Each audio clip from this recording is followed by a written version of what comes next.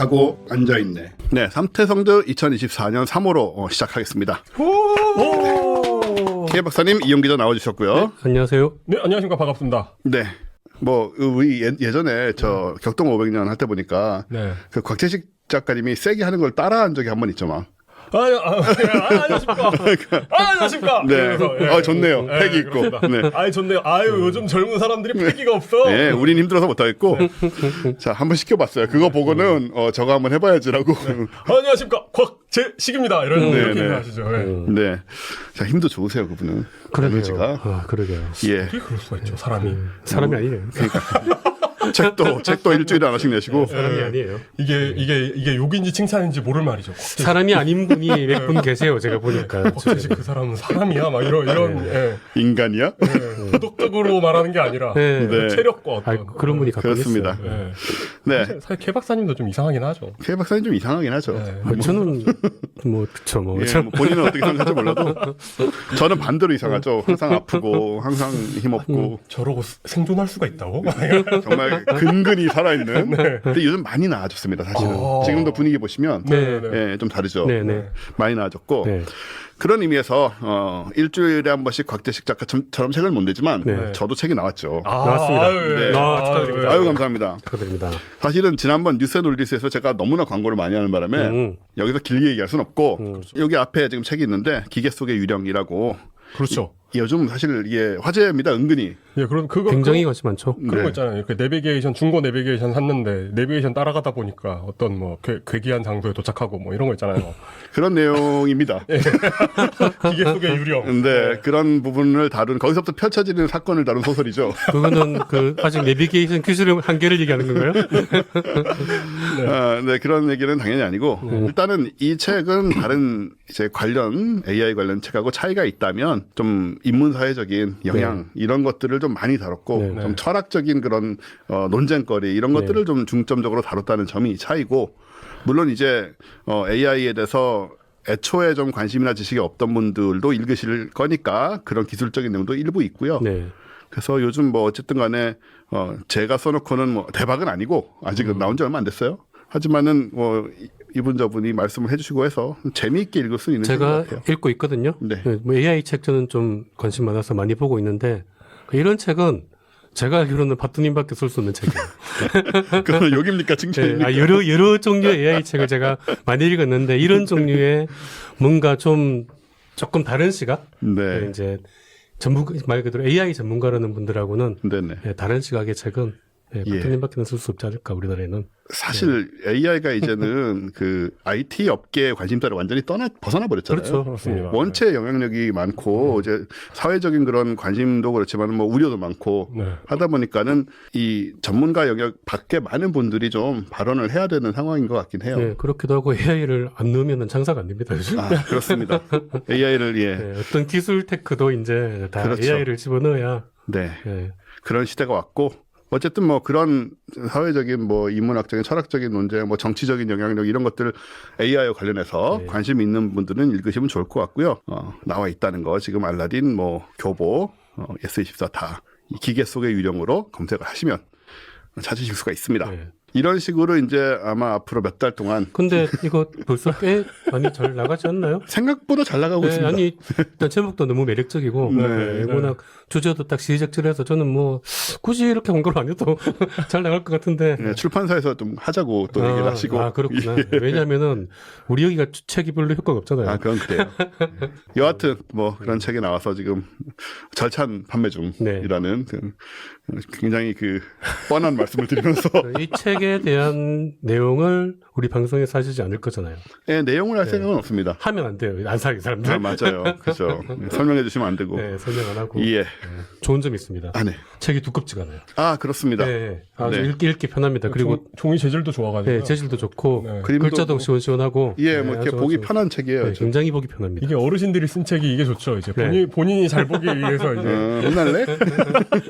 그 패기가 큰 문제가 되는 수가 있어. 네. 근데 가끔씩 보면 요즘 나온 책들 보면은 그 왜 한 3분의 1 정도는 비워버리고 옆에 막 한쪽으로 네. 몰아가지고 이렇게 네. 스타일리시하게 안을 만드는 경우들이 있는데 솔직히 가독성은 좀 떨어지죠. 그런 네. 편집은. 네. 책은 가독성이 최고입니다. 네. 그럼 이제 오프닝 진짜 오프닝으로 들어가 보는 걸로 하죠. 그 LK99 후속 물질. 네, LK99 후속 물질이라고 해서 어쨌든 미국 물리학회에서 발표가 있었잖아요.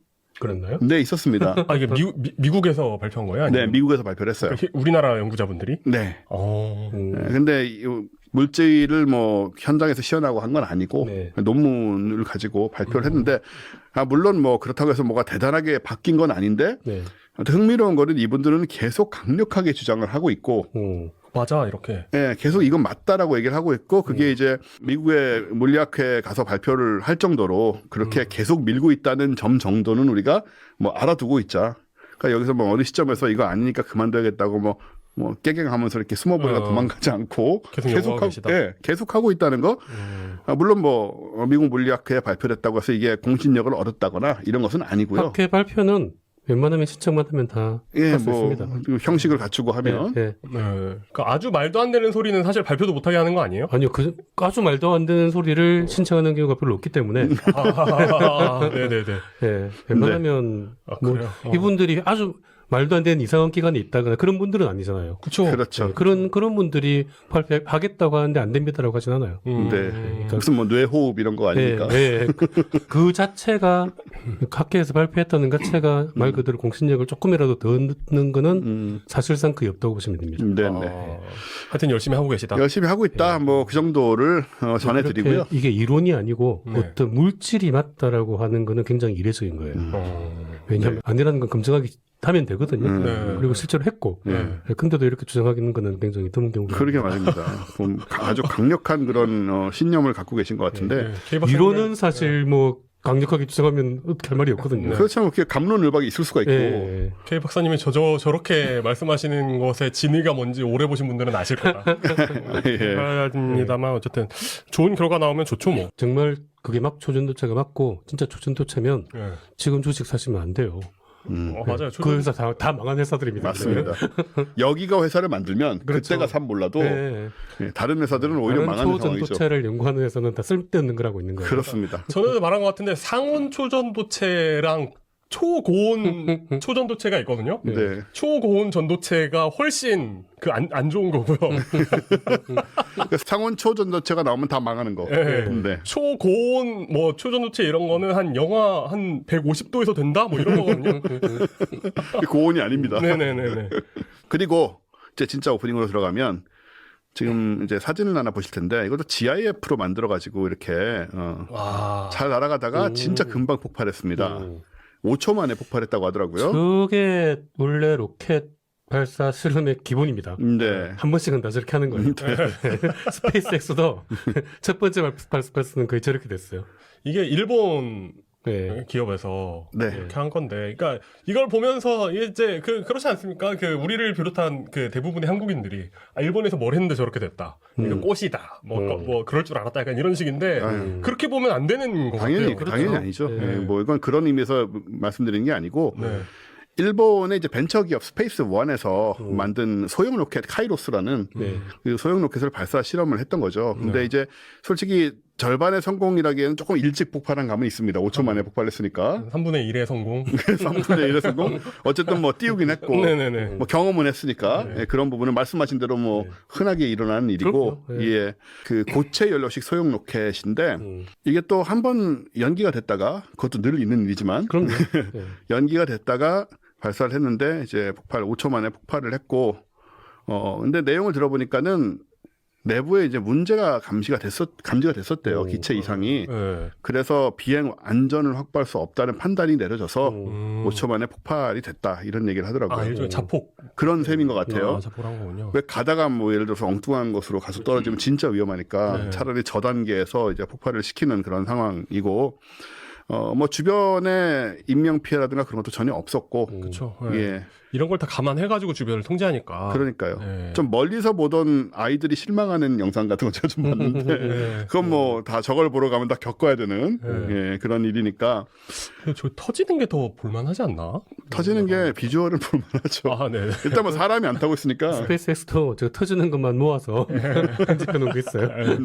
저게 그 스타트업 쪽에서 이제 민간 쪽에서 일본도 이제 시도를 했던 건데 아직은 조금 더 필요한 부분들이 많이 있지 않나라는 생각을 하게 되는 그런 광경이었고 이제 로켓 만드는 게 쉽지 않다라는 걸 다시 한번 보여주는 그렇습니다. 네. 발사하자마자 폭발하게 만들 생각은 당연히 없는 건데 네네. 하다 보면 이제 이렇게까지 또 금방 또 이런 식으로 되는 그런 어려운 기술들이라는 거. 실제로 지금도 여러 특히 이제 미국에 그 스타트업들 되게 많거든요. 로켓 이런 식으로 자체 개발해서 발사하겠다는 스타트업들 몇 년 전에 진짜 우르르 나와서 대거 투자를 받았어요.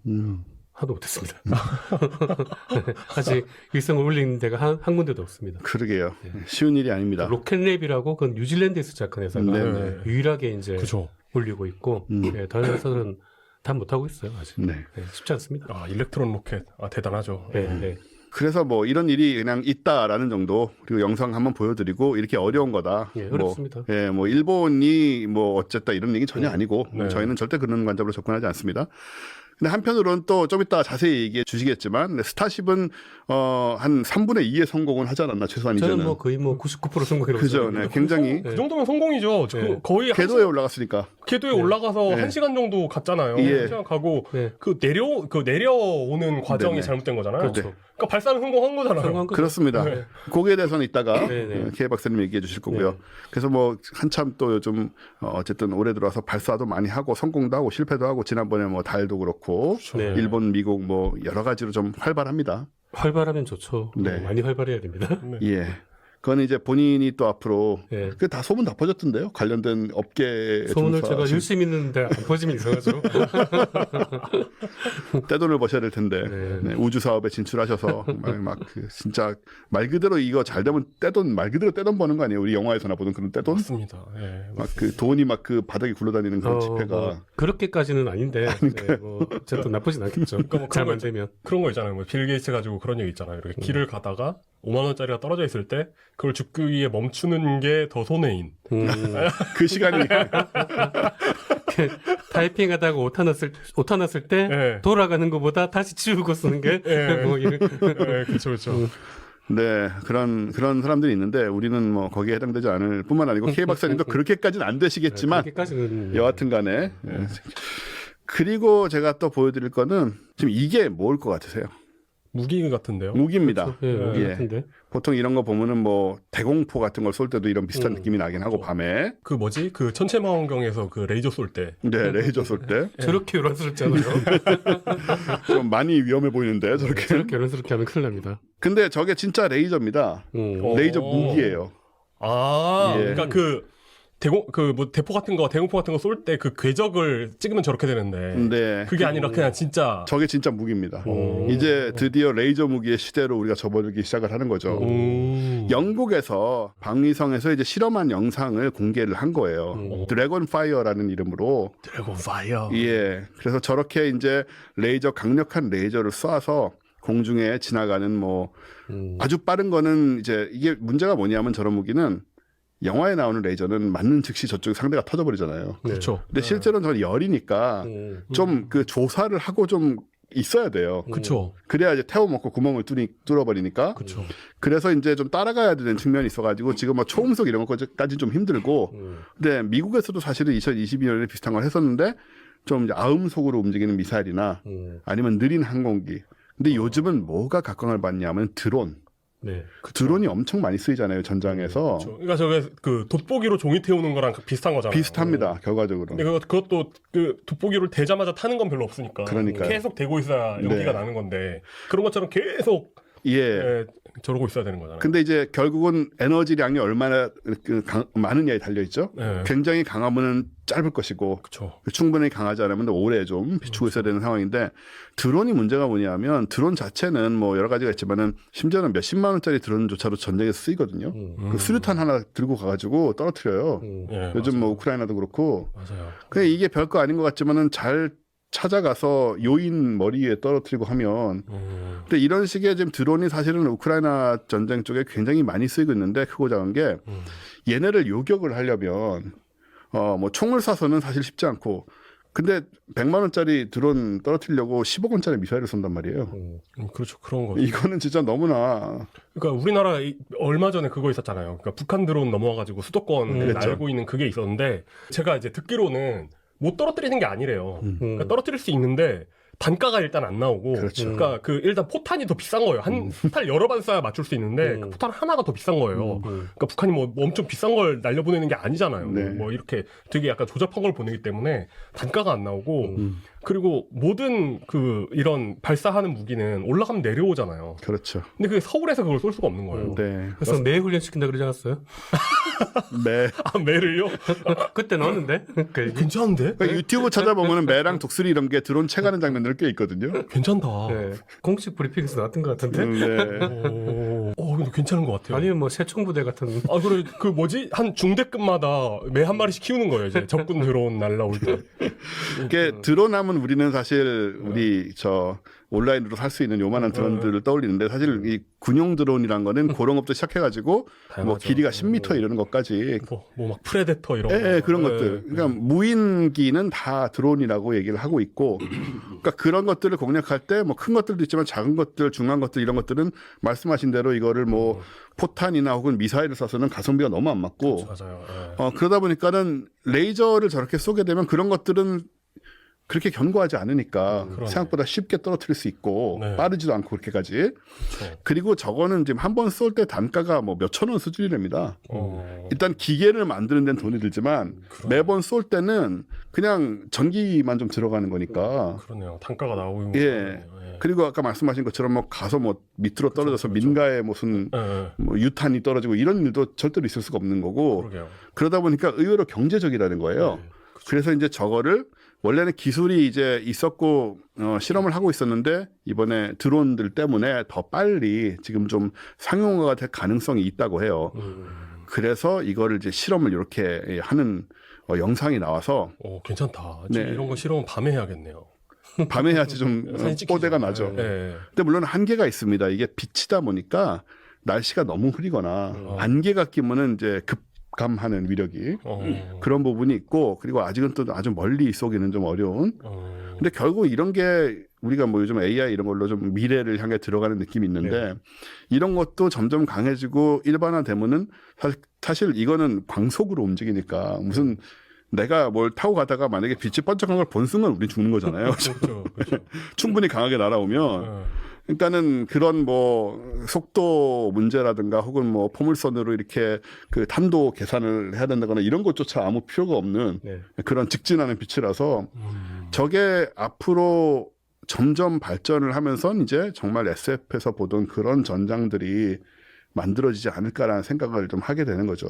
위력을 키우거나 아니면은 그 물체를 추적하는 능력을 키우거나 네. 하면은 드론 잡는 용도로 굉장히 일단은 뭐 지금 굉장히- 당장 거의 쓸 수 있는 상태고. 예.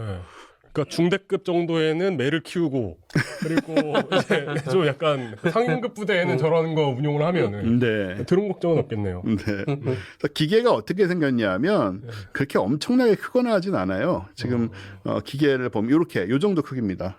바퀴 위에 있다는 건 예, 이제 뭐 차량 위에 장착을 하던가 하면서 이렇게 움직일 수 있는 그런 것인데, 드래곤 파이어. 예, 그렇게 적혀 있고요. 용이 뿜는 게 레이저였군요. 알고 보니 그렇네요. 네. 그 불이 뭔가 했더니, 불이 뭔가 했더니 레이저였어. 네. 저 정도 크기로 뭐 저거 자체는 뭐 비싸겠지만은 일단 만들어 놓으면 전기료만 가지고 이제 충당을 할 수 있는 그런 상황입니다. 하긴 생물에서 불이 나오는 것보다는 레이저가 나오는 게 그나마 더 그런가요? 어차피 에너지니까 전기를 어떻게 하면 되니까. 칼로리니까 네. 그러네. 네. 전기뱀장어 뭐 이런 애들. 그렇네요. 생각해보니까. 네. 불보다는 레이저가 더. 보통 이제 10초 정도를 쏘는 게 그 기준인데 10초 정도를 이제 또 조사를 하고 있으면 저쪽에 데미지가 가고 그 비용이 우리 집에서 그 전기 난로 1시간 켜는 정도의 전기료만 쓴대요. 그러니까 절대 이제 무슨 그 낭비되는 그런 상황이 아니라서 굉장히 좀 잘 유용하게들 쓰려는 생각인 것 같고, 저런 게 이제 강력해지면 나중에는 뭐 인공위성을 공략하다든가 뭐 이런 식의 그 뭐 지상에서 될지 모르겠지만은 그러네요. 우주에서 우주 공간에서 우주에서는 문제 없죠. 사실 그죠. 레이저가 제일 큰 문제는 대기 때문에. 네네. 대기에 의한 감시 효과가 제일 큰 문제인데 네. 우주에서는 뭐 전혀 문제 없죠. 우주 전문가 겸 이제 레이저 전문가시기 때문에 네. 아니 지향하는. 지향하는. 네네. 지향하는. 안 그래도 지금 제가 이 얘기를 하면서 그쪽으로 연결시키려고 했는데 네. 결국은 이제 우주에서 이제 저런 뭐 레이저 무기가 됐든 아니면 뭐 우주 쓰레기를 레이저로 뭐 태운다든가 이런 것도 여러 가지 생각을 하고 있는데 그런 광경을 이제 떠올리면은 정말 스타워즈스러운 그런 모습들이 떠오르는 거죠. 그쵸. 이게 양자- 멀지 않은 것 같아요, 그죠? 양자어뢰. 양자어뢰는 솔직히 뭔지 모르겠어 아직. 스타트rek의 무기인데요. 네. 스타트rek의 이제 주요 무기가 두 가지입니다. 하나는 페이저고, 네. 근데 페이저는 레이저 비슷해요 보면은 빔인데, 근데 양자어뢰 그 포톤 토피도라고 양자어뢰라고 뭐 이렇게 쏘거든요, 번쩍번쩍하는 거를. 근데 그거는 도대체 뭔지 모르겠어요. 저도 모르겠어요. 예, 무슨 양자라는 건지. 두 가지 무기를 그 스타트rek의 유니버스에서는 수십 년 동안 이제 발전도 안 한 상태에서 계속 사용하고 있습니다. 그래서 레이저의 시대가 도래하는가 예, 이런 느낌을 받게 되고 레이저가 중요하죠. 네, 레이저. 근데 박사님 같은 경우 레이저를 무기로 쓰실 건 아니고 그렇죠. 어떻게 쓰시려는 레이저를 생각입니까? 통신으로 쓰는 거죠. 그렇죠. 네. 네. 통신은 뭐 지금도 쓰고 있으니까. 네. 다 우리 광 케이블 깔려서 쓰고 있는 걸 다만 우주와 관련해서 우주에서 이제 케이블 없이 쓰죠. 케이블 없이 네, 그게 이제 그런 부분들이 네. 와, 그것도 생각해보면 레이저가 그냥 이렇게 빛이 신기한 것뿐만 아니라 그 광 케이블로 간다는 걸 생각해보면 네. 정말 인류 역사를 바꾼 거 아닙니까? 그냥 그게 통신이 빠른 이유가 네. 다 광 케이블 광 때문이죠. 케이블과 그러니까요. 그 안에는 레이저가 다니는 거고 네. 그리고 그걸 이제 인공위성과 하는 게 네. 박사님이 하시는 거잖아요. 네. 옛날에 우리 286 할 때 뭐 네. 하이텔 할 때 이 시절에는 네. 20, 다 80년대 학번 60 예, 년대생 이 옛날에 다 구리선 전화선 뭐, 예, 이랬으니까 그렇죠. 이제 전화선을 이제 통신으로 쓰는데 광 케이블이 깔리면서 드디어 이제 완전히 진짜 인터넷이 된 거죠. 그런 거죠. 그때만 해도 뭐 속도가 어마어마하게 느렸는데 그리고 구리선을 쓰다 보니까는 어느 한계 이상은 속도를 올릴 수 없다라고 다 단정짓는 그런 분위기가 있었어요. 네. 네. 근데 이제 그런 식으로 바뀔 거라는 생각을 못 한 거니까. 그렇죠. 또 지금은 아예 근데 광 케이블이 없는 상태는 더 빠르게 통신이 가능하겠죠? 아 맞습니다. 아마도? 네, 그래요? 그것도 있습니다. 그렇죠. 유리를 통과할 때보다 그렇죠. 그냥 더 그러니까 빨라요.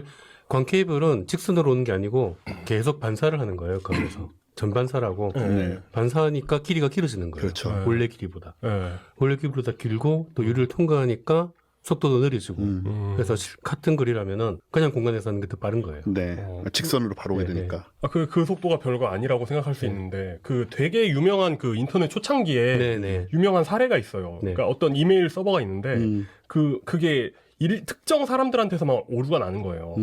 그래가지고 그 사례를 모아 보니까 이게 서버에서 이렇게 반경 몇 킬로미터 안으로 모여 있는 거예요. 그러니까 안 되는 곳이 그 반경 몇 킬로미터 바깥의 사람들인 거예요. 알고 보니까 뭐 타임아웃이라고 하죠. 그러니까 이 특정 시간을 기다리다가 그 이상 그 대답이 안 오면은 에러로 처리하는 게 있잖아요. 타임아웃을 너무 뭐 10밀리세컨드인가?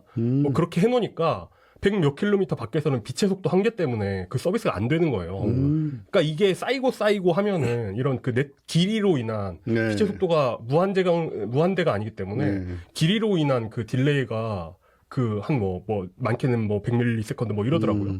요즘처럼 이렇게 서버가 전 세계에 흩어져 있잖아요. 그러니까 막 클라우드 서비스 있고 그런 경우에는 더 그 딜레이 문제가 더 크다고 하더라고요. 지금은 속도가 다 빠르기 때문에 큰 문제가 없는데 예전에는 게임할 때도 네, 그 전투 게임 같은 거 그렇죠. 인터넷 느리면 지는 거예요. 맞아요. 네, 내가 보고 썼는데 난 미받고 있는 거 아니에요. 그러니까. 네. 억울한데 하소연할 때도 없고. 네, 그런 경우도 있었거든요.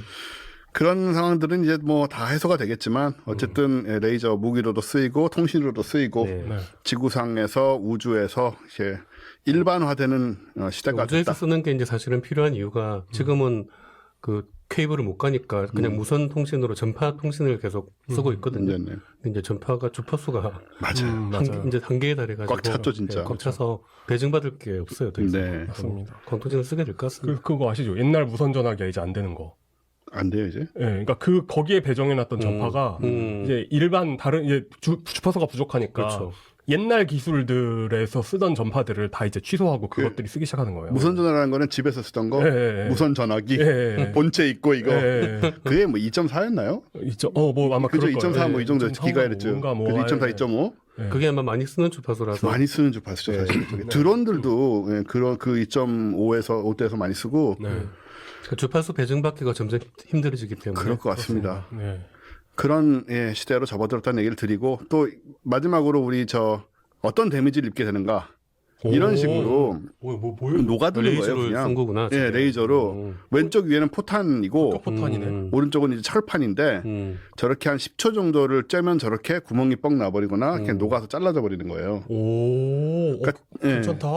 그래서 지금은 사실은 이 전력이 사실은 많이 쓰이기 때문에 저기 문제가 뭐냐면 지상에서는 좀 나은데 뭐 배를 신는다거나 항공기에 실을 때는 그 전력 문제가 생기는 거예요. 그래서 이제 사실은 강하게 쏘기 어렵지만은 전력만 많이 쓸 수 있으면은 더 출력은 올라가는 거거든요. 그러네요. 뭐 예. 핵추진 함선 같은 데서 쓰면 되겠네요. 그쪽은 이제 전력을 많이 끌어올 수 있으니까. 괜찮다. 네. 이건 뭐 원자력 뭐 항공모함 이런 데서 쓰는 거는 문제가 없어. 얼마든지 가능하지 않을까. 네. 조금만 더 효율이라든가 이런 뭐 기술적인 것만 조금만 더 갖추면 네.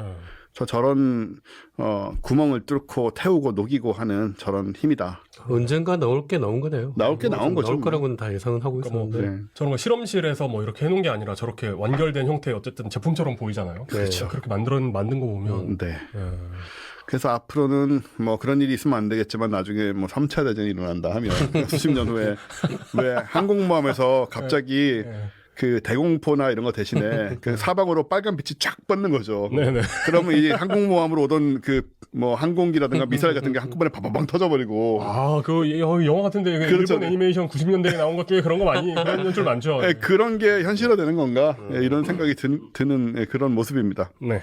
그래서 이런 기술들 지금 얘기를 해드렸고요. 저희 오프닝은 뭐 이 정도로 하는 걸로 하고 이용 기자는 제가 자료를 봤는데 겁나 복잡한 뭐 화학 같은 걸 든 것 같더라고요. 아닙니다. 최근에 저랑 제 배우자가 쓰려고 홈페이지를 만들려고 하다가 그 와중에 이제 우리가 당연하게 생각했던 것들을 이제 그 코딩으로 짜서 넣으려고 하다가 여러 가지 이제 막 내가 그냥 대충 막연하게 가지고 있던 생각하고 실제로 기술이 뭐 다르고 이런 것들이 있잖아요. 네. 근데 그 중에 제가 제일 이해가 안 됐던 게 사실 로그인이라는 개념이었어요. 로그인. 그러니까 어느 서비스에 들어갔는데 얘는 내가 로그인 되어서 그러니까 우리는 마치 방문에 들어가는 것처럼 생각하잖아요. 그렇죠. 어떤 건물에 들어가는 것처럼 로그인을 생각하는데 생각해보면 내가 아이디 비밀번호 넣고 내 아이디 비밀번호 정보를 얘네한테 전달한 다음에 그 다음에는 어떤 교류가 없거든요. 얘가. 맞네요. 그냥 내 아이디 비밀번호를 보냈을 뿐이에요. 그런데 그 다음에 로그인이 마치 내가 어디 들어가 있는 느낌을 주는 것처럼 돼 있고 그 다음에 내 아이디 비밀번호를 다시 넣지 않아도 계속 그 서비스를 사용할 수 있고 이런 것들이 신기해가지고 그게 어떻게 되나를 이렇게 또 좀 공부를 하다가 사실 모든 사람들이 다 쓰고 있는데 예. 별로 생각 안 해보는 부분이죠. 예. 예. 그래가지고 이런 게 어떻게 되는가 하다가 이제 이렇게 되는구나 해가지고 이거는 한번 얘기해볼까? 야. 라고 생각을 하다가 이제 네. 그걸 설명을 하려다 보니까 이제 그 전에 있어야 되는 어떤 그런 약간 사전 정보들이 필요한 것 같더라고요. 저 화학이 거기에 필요한 거예요. 심지어 네, 지금. 네. 우리가 원래 그 주식 3대장 기술 얘기할 때 네. 반도체 반도체. 과학도 하려고 했잖아요. 네. 그렇죠. 그 기초 좀 되는 아, 네, 그렇네요. 기술을 가지고 오셨네요. 그런데 제가 뭐 곽재식도 아니고 제가 이런 걸 잘 아는 게 아닐 거 아니에요. 그러니까 제가 알아본 한계 안에서 네. 그러니까 아주 기초부터 한번 시작을 해보도록 하겠습니다. 일단 우리가 미국의 IT 기업 많이 몰려 있는 곳을 실리콘밸리라고 하지 않습니까? 네. 그렇죠. 왜 실리콘밸리냐? 실리콘이 반도체를 만드는데 꼭 필요한 것이기 때문입니다. 네. 근데 그 실리콘은 사실 모래의 주성분이잖아요. 네. 그렇죠. 그러니까 이런 모래로 어떻게 규소죠, 규소. 규소. 예, 우리말로는. 근데 규소, 실리콘 그거 팔아요. 다이소 같은 데 가면은 그 실리콘으로 된 뭐 그런 거 있어요. 무슨 장갑 같은 거, 전기 같은 데 만질 때 쓰라고. 그러니까 전기가 안 통하는 실리콘은 문제잖아요. 부도체죠. 네, 부도체잖아요. 네. 근데 부도체로 이렇게 전기가 통하는 반도체를 만들어서 전기 제품을 만든다는 게 사실 이해도 안 되고 했는데 그게 어떻게 됐는지에 대한 설명입니다. 자, 일단 실리콘은 예전에 그 이야기 K 박사님이 하셨어요. 그러니까 우리는 탄소 기반 생명체잖아요. 네. 그런데 왜냐하면 탄소가 이렇게 잘 뭉친다. 네. 자기들끼리 잘 뭉쳐가지고 구조를 잘 형성한다. 그런데 그거랑 비슷한 성질을 가진 게 실리콘이기 때문에 우주 어딘가에는 실리콘 기반 생명체가 있을 수도 있다. 이런 말씀을 하셨던 걸로 기억을 합니다. 네네.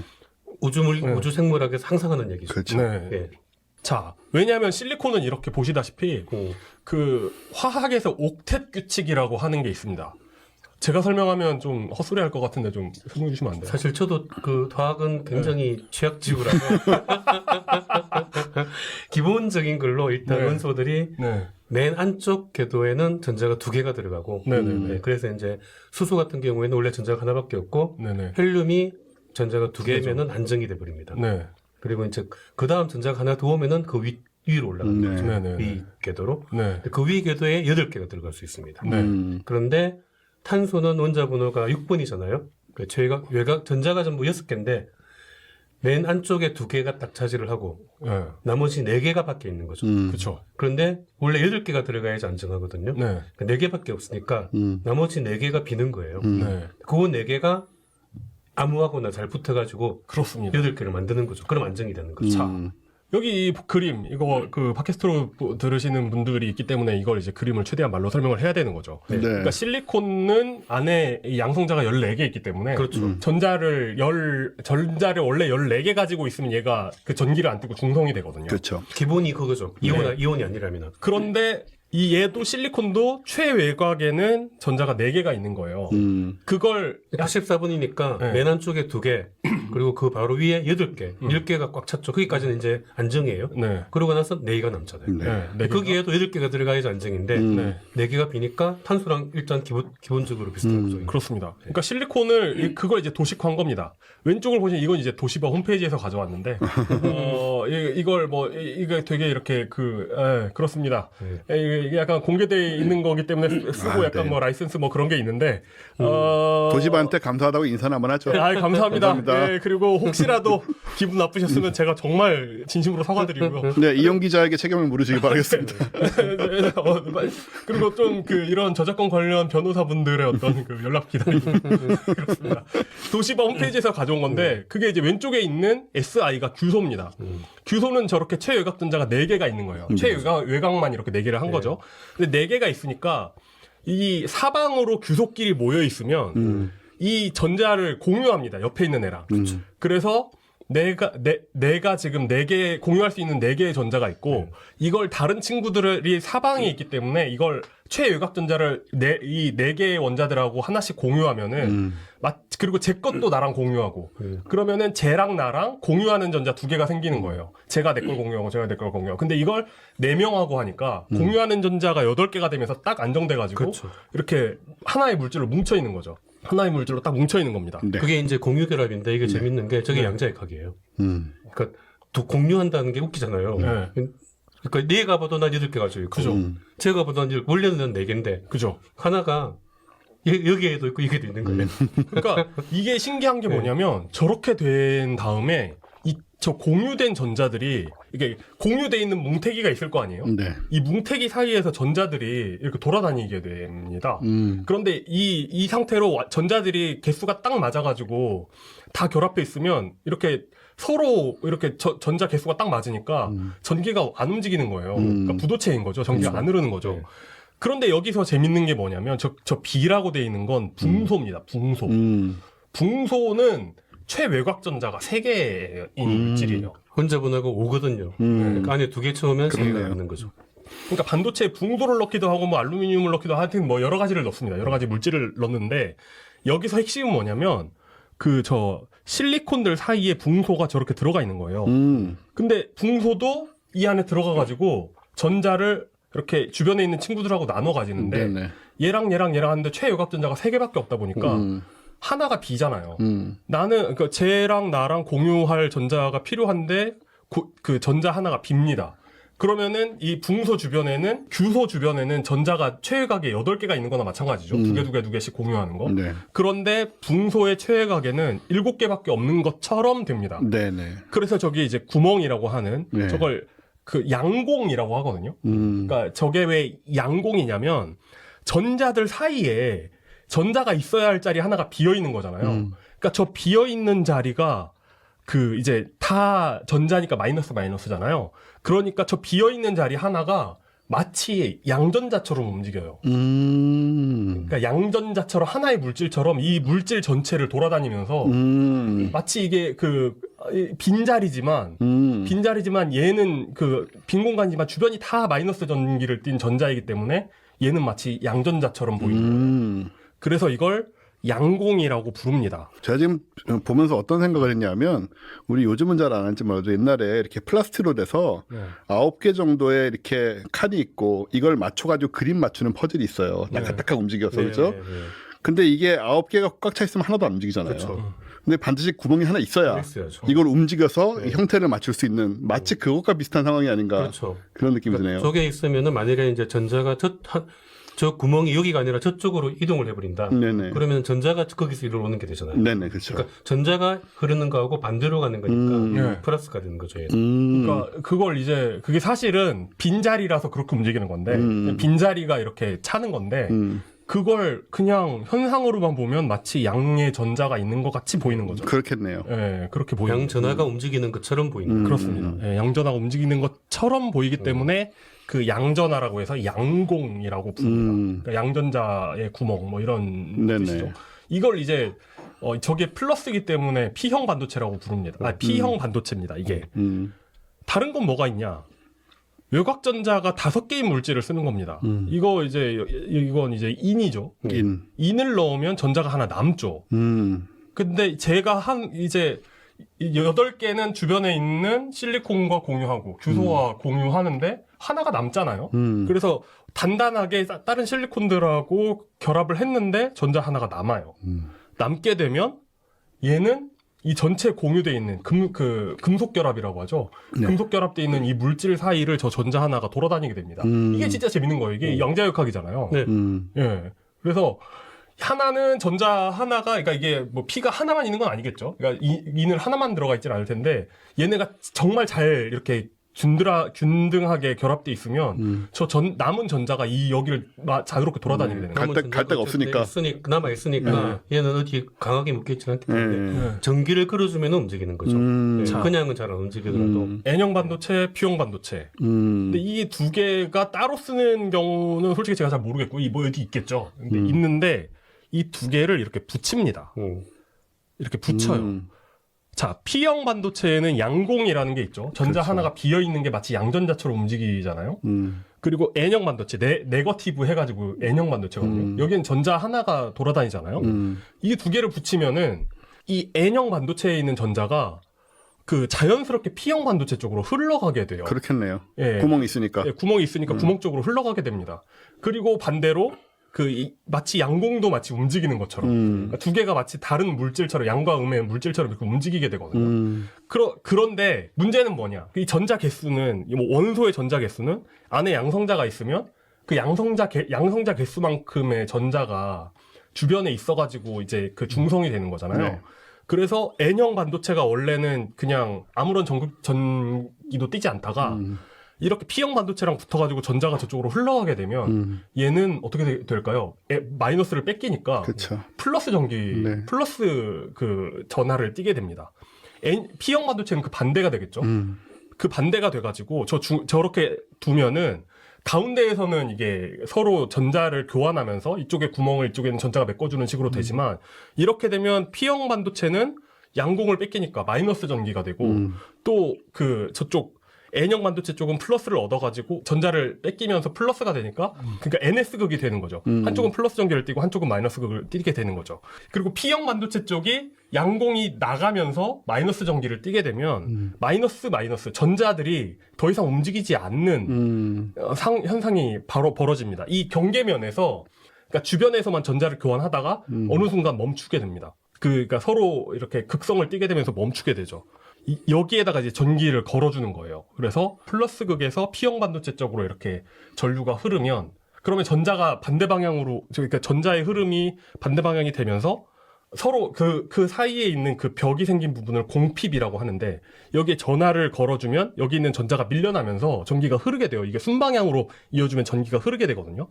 반대 방향으로 이어주면 전기가 특정 전압을 넘어가기 전까지는 안 흐르게 됩니다. 그러니까 이게 방향성을 띠게 돼요. 얘가 도체가 될 수도 있고 부도체가 될 수 있는 게 방향성을 띠게 됩니다. 이걸 이용한 뭐 안전회로 뭐 이런 것도 존재하게 되죠. 그리고 뭐 이 성질을 이용해 가지고 뭐 이렇게 뭐 교류 전기를 뭐 어떻게 바꿔주기도 하고 뭐 이런 것들을 활용을 합니다.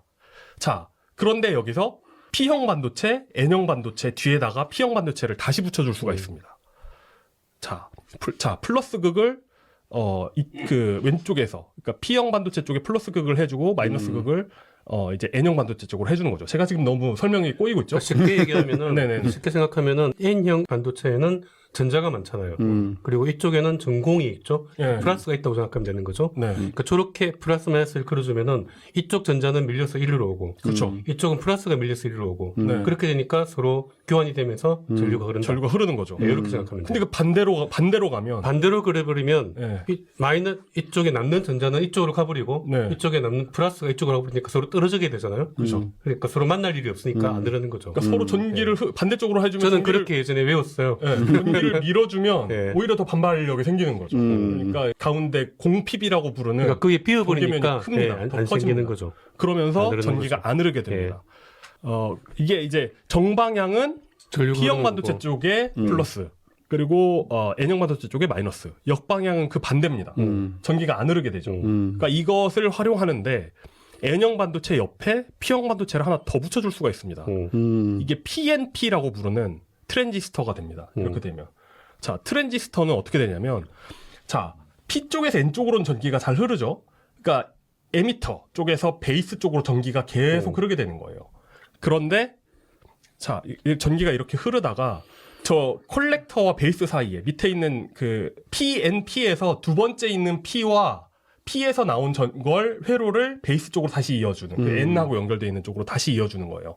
그러면은, 이게 다리가 3개가 필요하겠죠?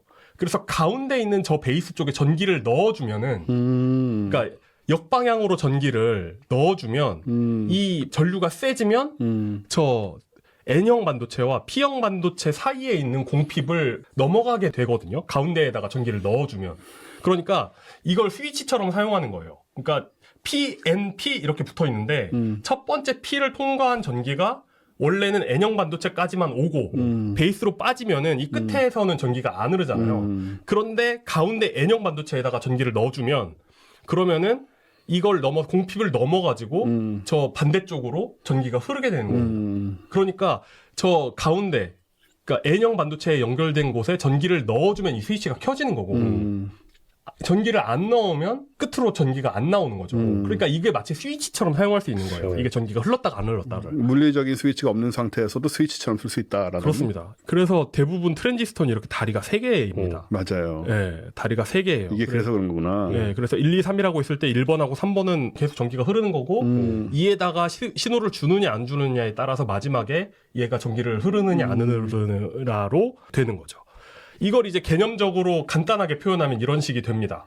가운데, 그러니까 이렇게 약간 이렇게 꺾여 있는 모습인데 위에서 아래로 회로가 흐르는데 가운데에다 전기를 넣어주느냐 안 넣어주느냐에 따라서 마지막 나와 있는 아래쪽으로 내려가는 곳에 전기가 통하느냐 안 통하느냐가 결정이 되는 겁니다. 저 그림이 그 의미군요. 네, 그 의미입니다. 트랜지스터가 이제 그게 네, 그렇습니다. 그래서 이 가운데에다가 전기를 넣어주면은 그 대부분 그냥 참값이라고 하죠. 1이라고 하고 전기를 안 넣어주면 0이라고 하는 거죠. 그래서 여기에다가 신호를 주면 1, 신호를 안 주면 0이 됩니다. 자, 여기까지 설명을 했는데 잘 모르겠다. 당연합니다. 저도 잘 모르거든요. 저도 잘 몰라요. 근데 이거 이제 대충 이렇게 개념으로 그러니까 대충 트랜지스터가 이렇게 작동한다. 물론 트랜지스터가 이 종류만 있는 거 아닙니다. 지금은 PNP였는데 NPN도 있고 NPN도 있고. 막 연결하는 방법에 따라서 여러 가지 방법으로 사용할 수 있습니다. 그런데 이제 여기서 재밌는 건 여기까지는 이거 뭐에 쓰는 거야 싶잖아요. 이걸 연결할 수가 있어요. 이렇게 두 개를 연달아서 그러니까 위에도 PNP 반도체 아래도 PNP 반도체 해가지고 선 하나로 연결할 수가 있어요. 근데 이렇게 되면 어떻게 되느냐? 둘 중에 하나의 전기를 넣을 수 있겠죠. 네. 그러니까 스위치를 둘 다 켤 수도 있고 둘 다 끌 수도 있겠죠. 둘 다 켜면 그러니까 둘 다 켠다는 건 1, 1이죠. 1, 1이 들어가면 결과값도 1이 됩니다. 전기가 흐르니까. 근데 둘 중에 하나만 0이면 어떻게 될까요? 이게 연달아서 있기 때문에 둘 중에 하나만 1이면 그냥 0이 되는 거고. 그렇죠. 그러니까 이게 엔드 게이트라고 부릅니다. 얘도 1이고 얘도 1이어야 결과도 1이 되는. 둘 중에 하나가 0이면 무조건 0이 되는 거고. 그렇습니다. 네. 직렬이니까. 네. 반대로 병렬로 연결하면 이거 지금 약간 복잡한 그림이긴 한데 자세히 보시면 저 6볼트라고 써 있는 데서 그렇죠. 두 개로 나눠져 가지고 네. A, B 게이트로 지금 연결되는 걸 볼 수가 있습니다. 둘 중에 하나만 연결하면 그 참값이 되는 거겠죠. 네네. 둘 중에 하나에만 전기를 넣으면 전체적으로 전기가 흐르게 되는 거겠죠. 이걸 OR 게이트라고 합니다. AND와 OR. 그리고 그래서 AND 게이트와 OR 게이트를 조합하면 여러 가지 재밌는 일을 할 수가 있는 거예요. 자, 뭐 이런 식으로 결국 컴퓨터가 다 저게 연결한 거예요. 네. 그렇죠. 이런 식으로 해가지고 XOR 게이트라는 것도 만들 수 있거든요. 이건 또 재밌는 게 그러니까 1을 넣으면 이건 0이 나와요. 거짓이 나와요. 그런데 1을 0을 넣으면 참이 나오죠. 0, 0을 넣으면 거짓이 나옵니다. 그러니까 둘 중에 하나만 참일 때 참이 나오는 재밌는 게이트가 있어요. 정리를 하자면 AND, OR, XOR이 있습니다. 참일 때 뭐 이렇게 표로 만들 수 있겠죠. 이걸 활용하면 진짜 재밌는 것들을 할 수가 있어요. 그러니까 이거 말고도 되게 많아요. 뭐 낸드도 있고 뭣도 있고 여러 가지가 있는데 가장 기본적인 이 세 가지만 가지고 덧셈을 할 수 있습니다. 자, 보세요. 이건 지금 이진법입니다. 이진법이면은 이 계산을 하려면 어떻게 해야 되느냐? 그 맨 끝에 자리부터 해야겠죠. 1의 자리부터 해야겠죠. 1의 자리를 더하면 1 더하기 0은 1이겠죠. 그런데 1 더하기 1은 0이 되고 하나가 올라가겠죠. 자, 그런 식으로 계산을 하면 1 더하기 0은 1이 되고 1 더하기 1은 0이 되면서 이 위에 올림수 하나를 표현했습니다. 저건. 올림수가 있고 올림수가 아래로 00 해서 내려오니까 1이 되고 그러니까 1011 더하기 0010의 계산입니다. 네. 맨 마지막에는 1 더하기 0이니까 그대로 1이 되면서 1101이 되잖아요. 이걸 AND 게이트와 그 XOR 게이트로 계산을 하면 자, 이렇게 됩니다. 1을 0이면 XOR 게이트에서는 1이 되죠. 왜냐면 둘 중에 하나가 참일 때 참이 되니까. 1을 1이면 둘 다 참이니까 거짓이 됩니다. 그리고 0, 0은 둘 다 거짓이니까 얘도 거짓이 되고요. 1을 0은 하나만 참이니까 1이 돼요. 그러니까 XOR 게이트를 이 두 숫자를 1011과 0010을 XOR 게이트에 넣으면 1001이 됩니다. AND 게이트로 넣으면 1, 0, 그러니까 둘 다 1일 때 1이 되는 거잖아요. AND니까. 그러니까 이게 뭐냐면 XOR 게이트는 일단 기본적인 계산이 되고 AND 게이트는 뭐냐면 저걸로 올림수를 계산할 수 있는 거예요. 그러니까 AND 게이트는 올림수가 되고 XOR 게이트는 이제 그 1, 0이 있는 것들을 해가지고 되는 거죠. 자, 이렇게 올림수가 나오면 어떻게 하면 되느냐? 그 AND 게이트에 비트 시프트라고 하거든요. 그러니까 비트를 한 칸씩 왼쪽으로 이동시키는 거예요. 한 칸씩 왼쪽으로 이동시켜가지고 이 올림수와 그러니까 XOR 게이트를 통과한 숫자와 AND 게이트를 통과한 다음에 비트 시프트를 통해서 한 칸씩 옆으로 이동한 걸 다시 돌려주면 됩니다. 다시 돌려주면 아까 계산했던 1101이 나오게 되죠. 근데 여기서 또 만약에 올림수가 나온다면 이걸 또 다시 반복해주면 되겠죠. 그러니까 이걸 이 자릿수만큼 반복해주면은 훨씬 더 그 효율적인 알고리즘이 많이 있습니다만 아무 생각 안 하고 그냥 이걸 그대로 만들면 이것을 저 자릿수만큼 반복해주면 어떤 숫자라도 더할 수가 있는 거예요. 자, 근데 여기서는 4자리 이진수잖아요. 근데 만약에 맨 끝에 가장 큰 수가 1, 1을 더해가지고 0이 나오면 올림수가 나오잖아요. 이렇게 되면 어떻게 되는지 아세요? 이렇게 되면 그냥 오버플로우 되는 거예요. 그러니까 옛날 게임 같은 거 보면은, 그러니까 막 조선왕조실록에 막 게임 나오고 이러지 않습니까? 저는 해본 적이 없습니다만. 근데 그런 것들 보면, 뭐, 핵을 쓰든지 해가지고, 레벨을 엄청 올려놓으면 어느 순간 갑자기 뭐 0이 되거나, 레벨이 0으로 돌아가거나, 갑자기 어느 숫자를 넘어가면 갑자기 막 마이너스 숫자가 나오거나. 옛날에 그런 일이 있잖아요. 있었죠. 그게 오버플로우예요. 오버플로우가 나오는 이유는 그 덧셈 계산이 사람들 생각처럼 컴퓨터가 하는 게 아니라, 이 트랜지스터를 가지고 알고리즘을 돌리기 때문에 기계적으로 돌리기 때문에 이 숫자가 넘어가면서 오버플로우가 나오는 거고. 그러니까 이런 식으로 컴퓨터는 덧셈을 계산합니다. 자, 약간 제가 설명을 잘 못하긴 했지만 기본적으로 잘 이해가 안 되더라도 이런 식으로 계산하면 되는구나. 생각보다 되게 간단하구나. 이게 덧셈 알고리즘이 라는 걸 알 수가 있잖아요. 왜 이걸 강조하느냐? 왜냐하면 내가 이해할 수 있는 것들은 컴퓨터는 엄청 빠르게 할 수 있기 때문이에요. 내가 이해할 수 있으면 그건 정말 쉬운 겁니다. 그러니까 이걸 정말 빠르게 할 수 있기 때문에 컴퓨터가 이런 정도의 덧셈을 하는 건 거의 시간이 걸리지 않습니다. 현대 컴퓨터 기준에서는. 근데 이게 왜 중요하냐?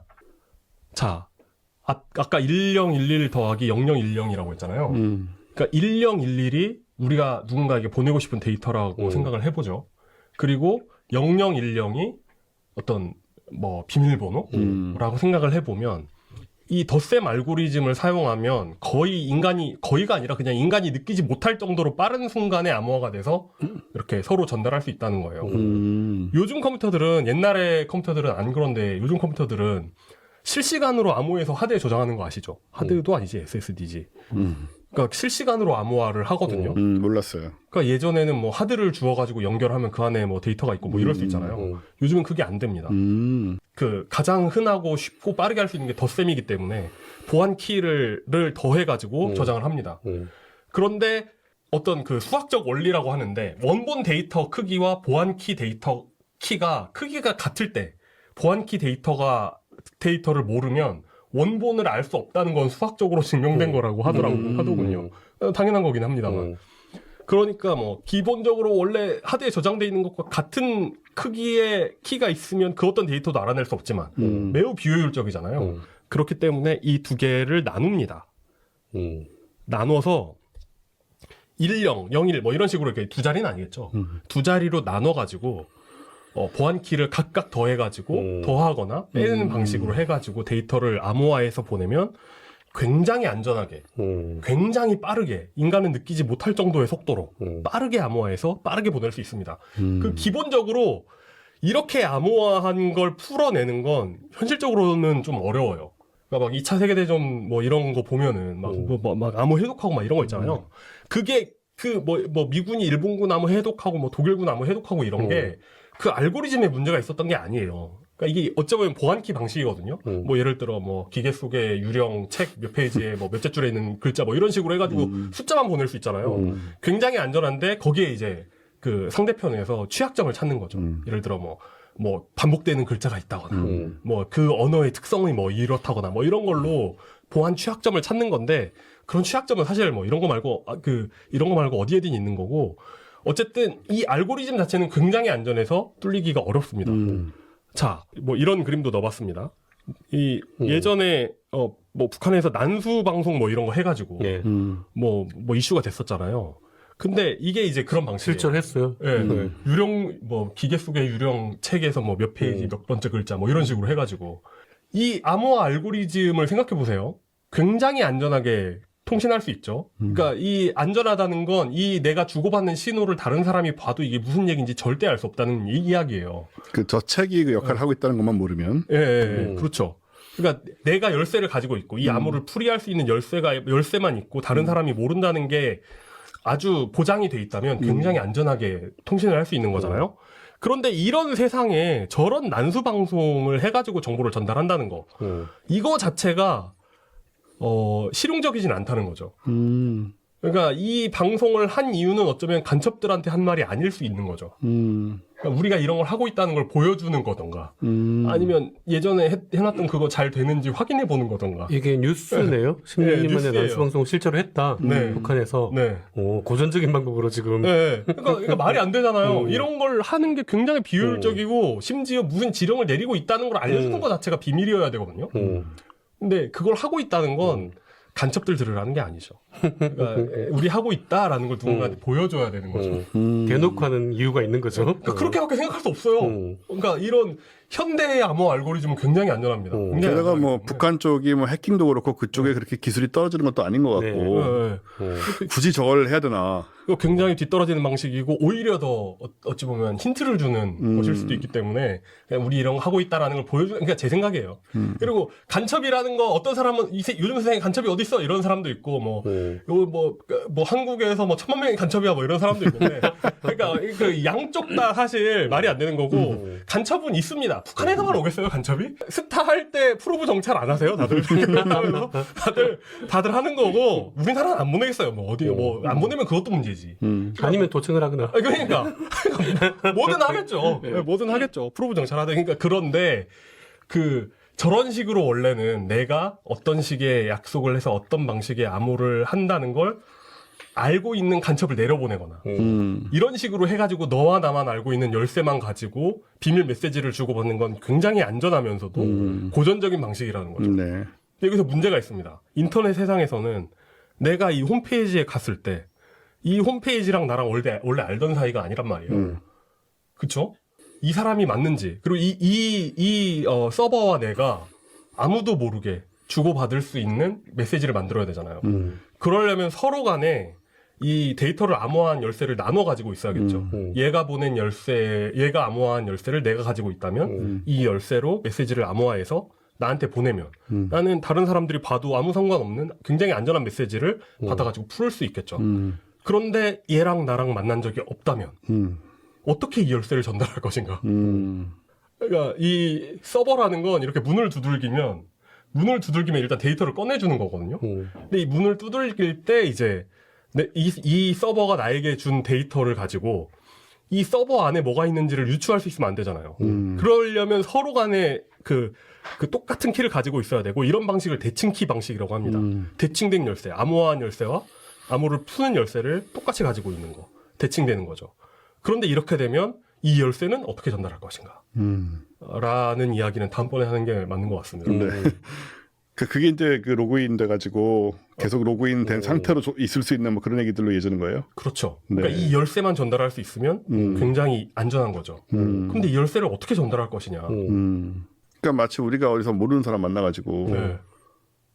그러니까 저 사람하고 내가 만나야 되는 사람인 것 정도는 알고 있는데 네. 아무것도 모르는 아무 정보도 그렇죠, 서로 그렇죠. 나눈 적이 없고 네. 근데 어떻게 나한테 정보를 말하게 할 것이냐 그렇죠. 이런 거잖아요, 그죠? 아무 뭐 미리 이렇게 약속된 규약도 없고. 네. 예. 막 그 미국 영화 같은데 코미디 영화에 그런 거 있잖아요. 뭐 이렇게 무슨 그 스파이들끼리 뭐 독수리가 둥지에 내려앉았다 그러니까 막 그런 이러니까 그 막 그 어디 막 이러면서 그러니까 그런 뻔한 것을 하지 않으면서 내가 이 사람한테 처음 보는 사람과 비밀 메시지를 주고받을 수 있는 방법을 다음번에 이야기할게요. 네, 이 상당히 복잡한 얘기라서 사실은 저도 뭐 그냥 흐름만 이해를 했지 저도 이런 거를 잘 아는 편은 아니니까 제대로 이해 못한 것 같고 뭐 듣고 보시는 여러분도 그럴 것 같지만 일단은 이런 얘기들을 뭐 한번 들어봤다는 거 네. 그리고 기본적으로 이제 반도체가 이렇게 동작을 하고 네. 그리고 이제 그 논리회로 네. 예, 논리회로가 이런 방식으로 논리회로는 왜 이야기했느냐? 네. 이렇게 그 대칭키를 가지고 암호화하는 게 굉장히 빠르면서도 안전하다는 얘기를 하고 싶은 겁니다. 네. 이런 단순한 알고리즘으로도 거의 아무도 해석할 수 없는 이런 걸 만들 수 있죠. 네. 의외로 많은 사람들이 대충은 들어봤는데 그쵸, 정확하게는 대충은 잘 들어봤죠. 모르는 그런 얘기들이라서 아마 많이 도움이 됐을 것 같아요. 네. 네. 그래서 헷갈리시면 한 번 더 들어보시고 네. 다음 시간에 계속 이어서 하겠다. 네. 네. 그렇습니다. 예전에 우리 이제 뭐 기술 이런 교과서에 다 이제 나오는 내용이거든요. 네. 어떤가? 네, 배웠을 거예요. 근데 이제 아마 기억이 이쪽으로 계속 하시는 분들한테는 굉장히 쉬운 얘기일 수 있겠지만 네. 아닌 분들한테는 굉장히 또 어려운 얘기일 수 있기 때문에 사실 거의 한 번도 생각 안 해보았을 수 있죠. 한번 네. 그 이진법 계산도 사실 뭐 어려운 게 아니지만 모르는 사람한테는 무조건 한 번도 안 해본 사람들이 많으니까. 굉장히 어렵기 때문에 네. 그런 것도 한번 네. 공부를 해보시면 되게 재밌을 것 같아요. 네. 제가 이걸 한참 트랜지스터 가지고 계산하는 게 너무 신기해가지고 그 알고리즘에 빠져있던 무렵에 이걸 이제 약간 코드로 짜가지고 이제 그러니까 원래는 숫자를 입력하는 게 아니라 이렇게 텍스트인 01을 입력하면 그걸 이제 이걸 방식을 따라가지고 트랜지스터를 흉내내는 그 펑션들을 따라서 계산을 하도록 해가지고 그걸 챗GPT한테 넣어본 적이 있거든요. 챗GPT가 이건 트랜지스터를 흉내내는 코드군요. 이러면서 근데 이거 이렇게 하는 거 아니에요. 이러면서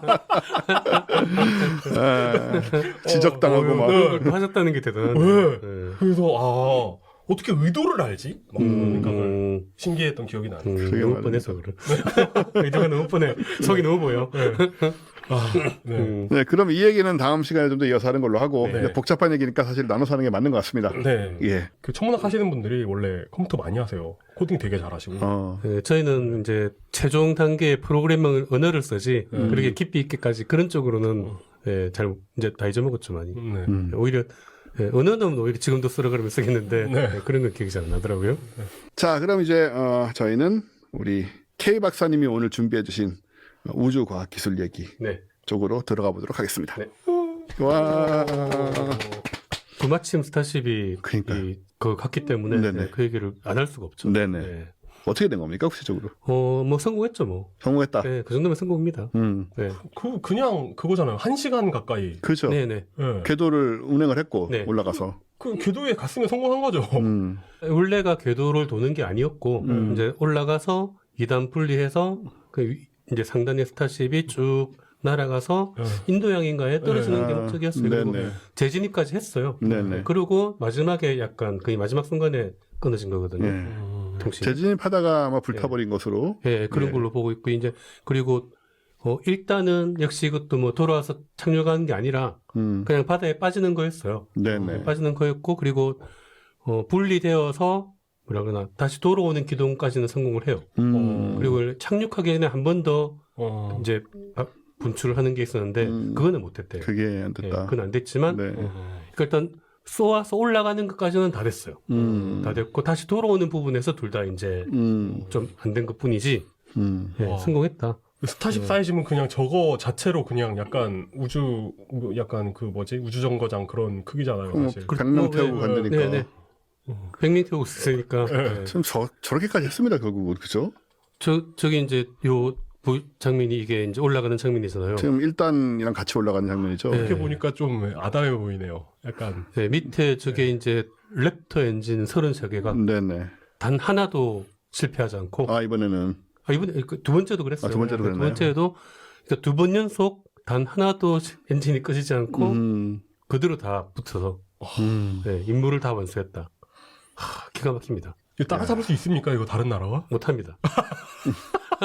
단언하십니까? 단언? 단언합니다. 네. 네. 아마존의 그 블루 오리진에서 네. 만든 네네. 엔진이 네.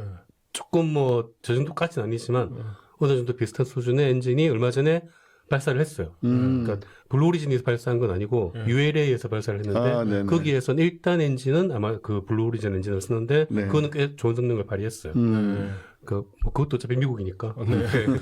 다른 나라는 지금 저거 따라가기 그러게요. 쉽지 않을 것 같습니다. 중국은 어떻습니까? 중국도 아직 저런 정도는 아니고. 저 정도 가려면 네. 중국도 요즘 아직 멀었어요. 경제 상황이 그렇죠. 예전처럼 좋지가 않기 때문에 예. 예전처럼 그렇게 무제한으로 막 그 예. 지원을 하기가 그런 것 어려운 같더라고요. 네. 상황인 것 같더라고요. 그 랩터 엔진이 지난번에 제가 이제 몇 달 전에 했던 그 풀 플로우 스테이지드 컴버스천 사이클 네. 그건 아직 아무도 못 하고 있어요. 네, 그 블루 오리진에서 하는 것도 그 정도 아니고 중국은 뭐 그 전 단계도 아직 안 되고 네, 굉장히 어려운 걸 하고 있는 겁니다 지금. 네, 아무튼 드디어 이제 진짜 성공을 하고 있고 조만간에 정말 우주 밖으로 나가고 돌아오고 하는 게 가능하지 않을까 저걸로. 예, 저게 이제 지난번에 처음 한 게 작년 4월인가 그랬고 11월이고 기간이 한 6, 7개월 있다가 했고 네네. 이번에 지금 4개월에 4개월 만에 또 했거든요. 앞으로 3, 4개월에 또 할 거예요. 그러게 속도도 엄청 빨라요. 네, 지금 올해인가에 6번을 더 쏠 거고 이거를 지금 이미 2개는 또 다 만들어놨대요. 네. 풀 사이즈로 지금 다 만들어놨어요. 네, 다 만들어놨어요 이미. 네, 그리고 와, 진짜. 다 만들어놓고 이번에 한 걸 가지고 또 수정해서 또 쏘는 거예요. 그러니까 이게 대단하다. 성공 실패가 따로 있는 게 아니라 이건 과정인 거예요. 그냥 성공으로 가는 과정인 겁니다. 아니 우리나라가 빨리빨리인 줄 알았는데 네. 빨리빨리는 앨런 머스크인 것 같아요. 일론 머스크 지금 전 세계 최고의 저 랩터 엔진 한 개가 추력이 250톤이거든요. 그렇죠. 75잖아요. 누리호가. 네, 누리호가 하나가 75니까 세 개를 합쳐도 안 돼요. 그러니까 그거를 33개를 붙였는데 말도 안 되네 진짜. 대단. 그거 한 개를 요즘 하루에 한 개씩 만들고 있어요. 자기는 하루에 2개씩 만들려고 지금 하고 있거든요. 네. 어떻게? 갈비찜 같은 것도 하루 한 게 어렵지 않아요. 예, 그러게 말입니다. 네, 갈비찜. 지금 예. 성능과 생산 능력 이런 걸로 따지면은 도저히 지금 뭐 그러게. 그렇게 거기다가 저렇게까지 할 필요가 없어요 지금. 네. 예. 예. 그 화성 간다 뭐 이런 게 그냥 헛소리처럼 안 느껴지는 게 화성 갈 거 아니면 사실 필요 없지 않습니까? 화성 갈 거 아니면 필요가 없어요. 그래서 맞아요. 이걸 화성 가겠다라는 목표로 만들고 있는 거고, 그거를 지금 차근차근히 수행을 하고 있는 거예요. 아니면 뭐 달 기지에 뭘 잔뜩 보내서 기지 건설 달에다가 네. 기지를 제대로 건설하든가. 실제로 저 위에 있는 상단 로켓이 그 달 아르테미스 프로그램에서 공식적으로 달 착륙을 하는 로켓 우주선입니다. 네네. 그 아르테미스 3호가 사람을 태우고 갈 건데 네. 아르테미스 1호는 했고 이미 네. 제 더미를 보내서 돌고 온 그랬죠. 네네. 아르테미스 2가 그 사람이 타고 그냥 궤도를 돌고 들어오는 거예요. 네. 그거를 아마 내년쯤에 할 거고 네네. 2026년 9월까지 사람을 보낸다고 되어 있거든요. 그게 이제 여기서부터 출발하는 건 SLS로 출발을 해요. 나사에서 만든 네. 로켓 출발을 해서 오리온 우주선을 타고 가요. 예, 가서 이제 달 궤도를 가면은 달 궤도에서 내려가는 건 스타쉽이라는 거예요. 그러니까 스페이스X는 스타쉽을 거기다 보내놓는 거예요. 네. 달에다가 보내놓고 재급유를 해요.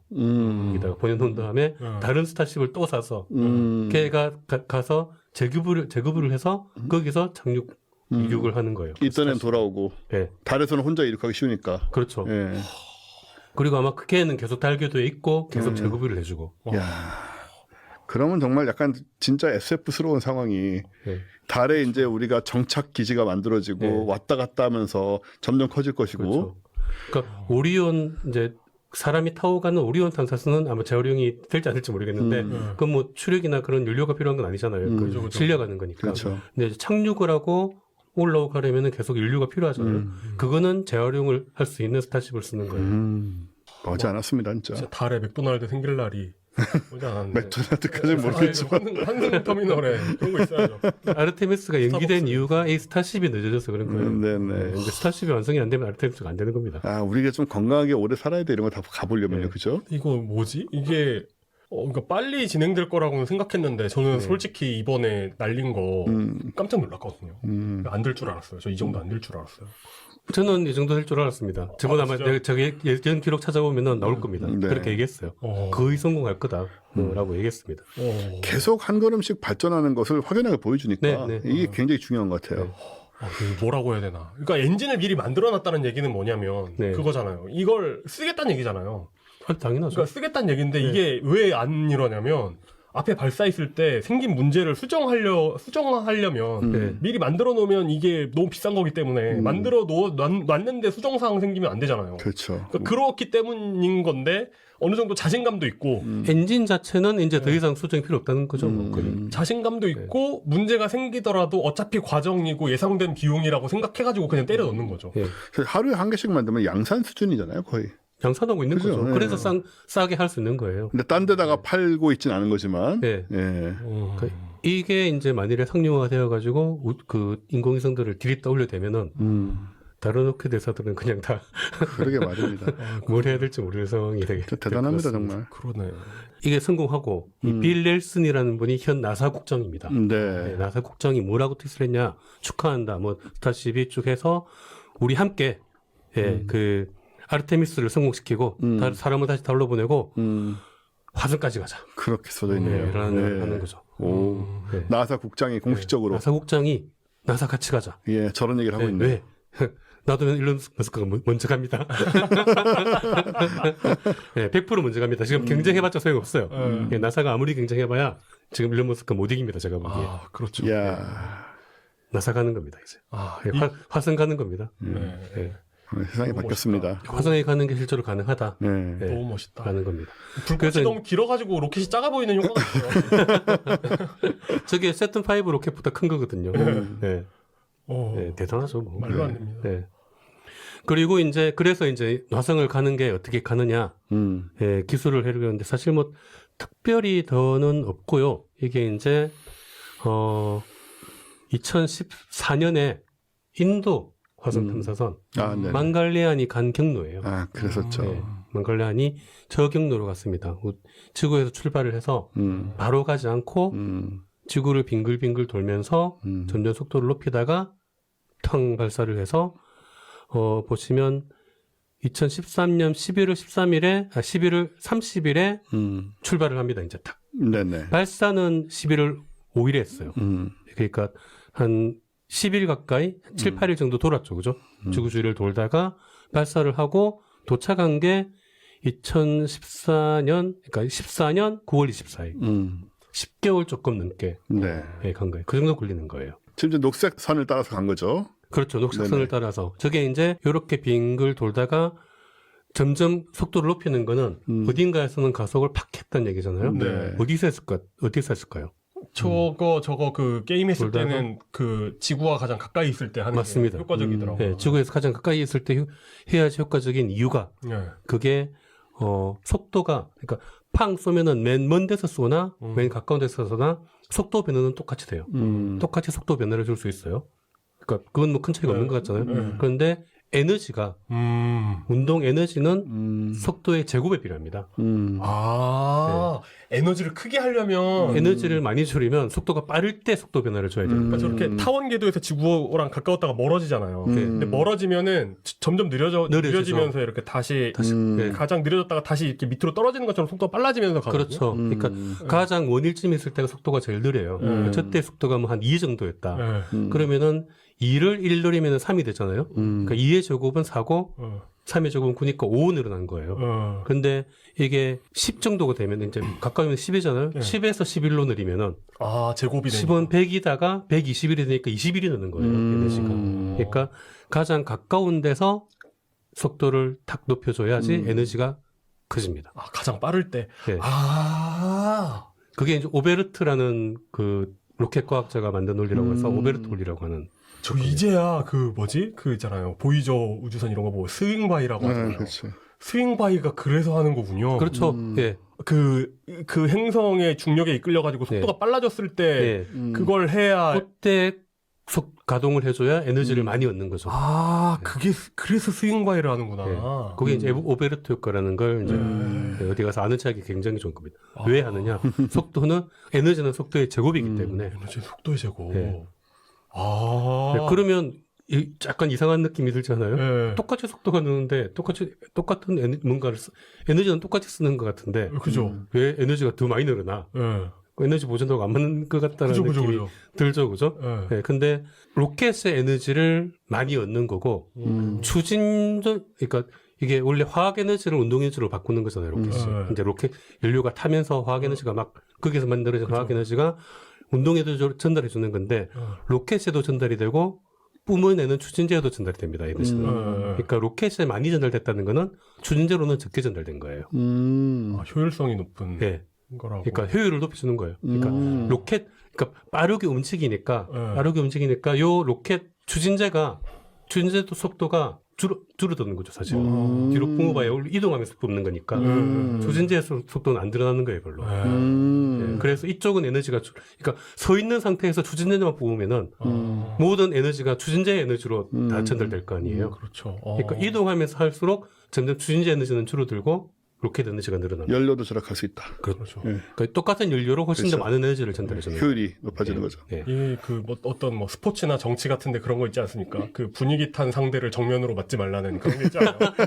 그냥 비슷한 거 아니에요? 맞아요. 네. 그 속도가 진짜 말 그대로 맞아요. 그 충돌을 할 때, 그 몸싸움 할 때 속도가 빠른 놈이 이깁니다. 운동 에너지가 크기 때문에 질량이 조금 작아도, 그러니까 빠른 속도로 부딪히면은 그 사람이 유리한 거예요. 그러니까 분위기 탔을 때는 살짝 피하다가 이제 약간 이렇게 시드를 해졌을 때 약간 속도가 떨어졌을 때 그때 이제 이렇게 빡 해야 돼.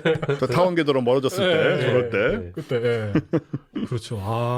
우리가 스윙바이 얘기 같은 거 많이 들었는데 좀 오늘 좀 자세하게 들은 것 같습니다. 네. 그걸 이제 제가 설명드리고 싶어가지고 한 가지 알아두면 좋겠다라는 걸 가져왔고요. 그래서 우리가 이거는 제가 여러 번 많이 보여드렸는데 화성에 갔다가 이제 유인 탐사를 하려면은 돌아와야 되잖아요. 그렇죠. 네, 돌아와야 되니까 그거를 아무 때나 돌아올 수가 없잖아요.